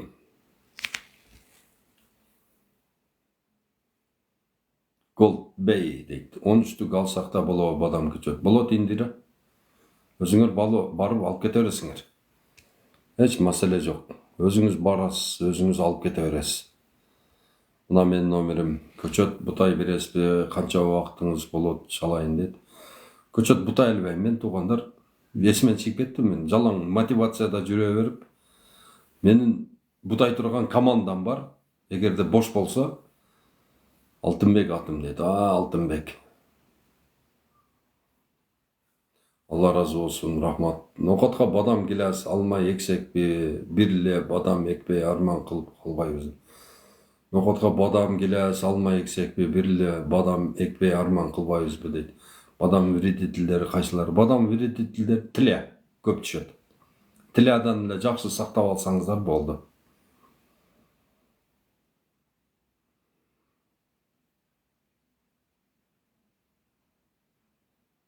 Баскыла, лайктан басып, бөлүшүп тургула. Тарсылдатып, лайк басып, анан WhatsApp группаларга көп бөлүшсөңүздөр, ошол жерден бизге жаңы адамдар келет.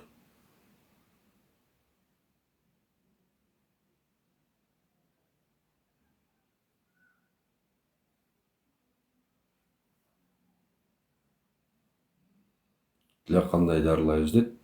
Тилени дарысы 10 литр су, 50 грамм нашатырный спирт, анан 100 грамм жидкий мыло. Ошону аралаштырып туруп, ошону чача бергиле. 7 күндө бирден чачып, 4 жолу чачканда жок болот. Вообще эч нерсе болбойт. Анан эртерээк чачкыла. Кичине мындай болуп туруп, аягындай жалбырактын башы көрүндүбү бир чачкыла. Жалбырак полный көрүндүбү бир чачкыла. Жалбырак чоңойдубу дагы бир чачкыла. Анан жалбырак уже эми баягындай коро байлайм деп, коро байлап бүткөндөн кийин дагы бир чачкыла. Түшүнүңөр? Эң жакшы чачуу ошол болот. Тиле вообще жок болуп калат. Жүзүмдө дагы, өрүктө дагы, анар, шапталы, бадам эч нерседе жок болуп калат. Бир көчөттү канчадан 10 жылдык бир күн командаңыздан бирөөсүн жөнөтүп чалам сизге дейт. 10 жылдыкты билбейм, өткөндө канчадан деп атты? 400 сом. Ошондойдон бутап атабыз деп атат эле. Бирок профессионалдар да жакшы бутайт, жүзүмдү дагы бутайт. Кайталап койсоңуздар дейт. 10 литр су, 50 грамм нашатырный спирт, 100 грамм жидкий мыло. Allah razı olsun sizden. Sizge de Allah razı olsun. Şu tuğanlar, emi vakit bolsa geç giremiz. Vakit bolbой turgan bolsa ertege, Kuda kalasa. Сүйлөшөбүз, эртеңге чейин суроолорду даярдап койгула. Суроолорду даярдап, макулбу? Куда кааласа эртеге сүйлөшөбүз. Подписка басып койгула. Ким биринчи жолу кирип аткан болсо, подписка басып койгула.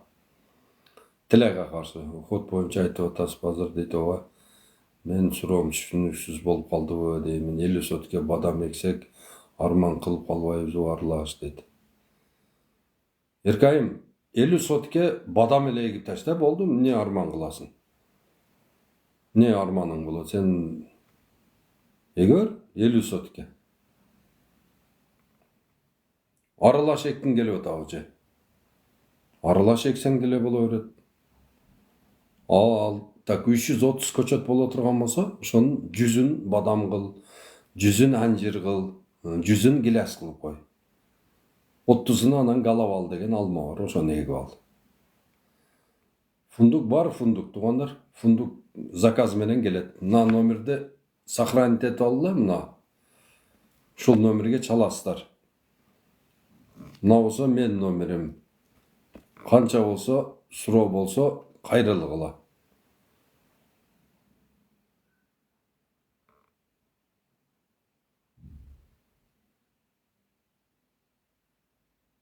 Күндүк бадам көчөт кайерден алабыз дейт. Мына ушул өтөдөгү номерге Закиревке коюп койдум го, ушул номерге кайрылгыла.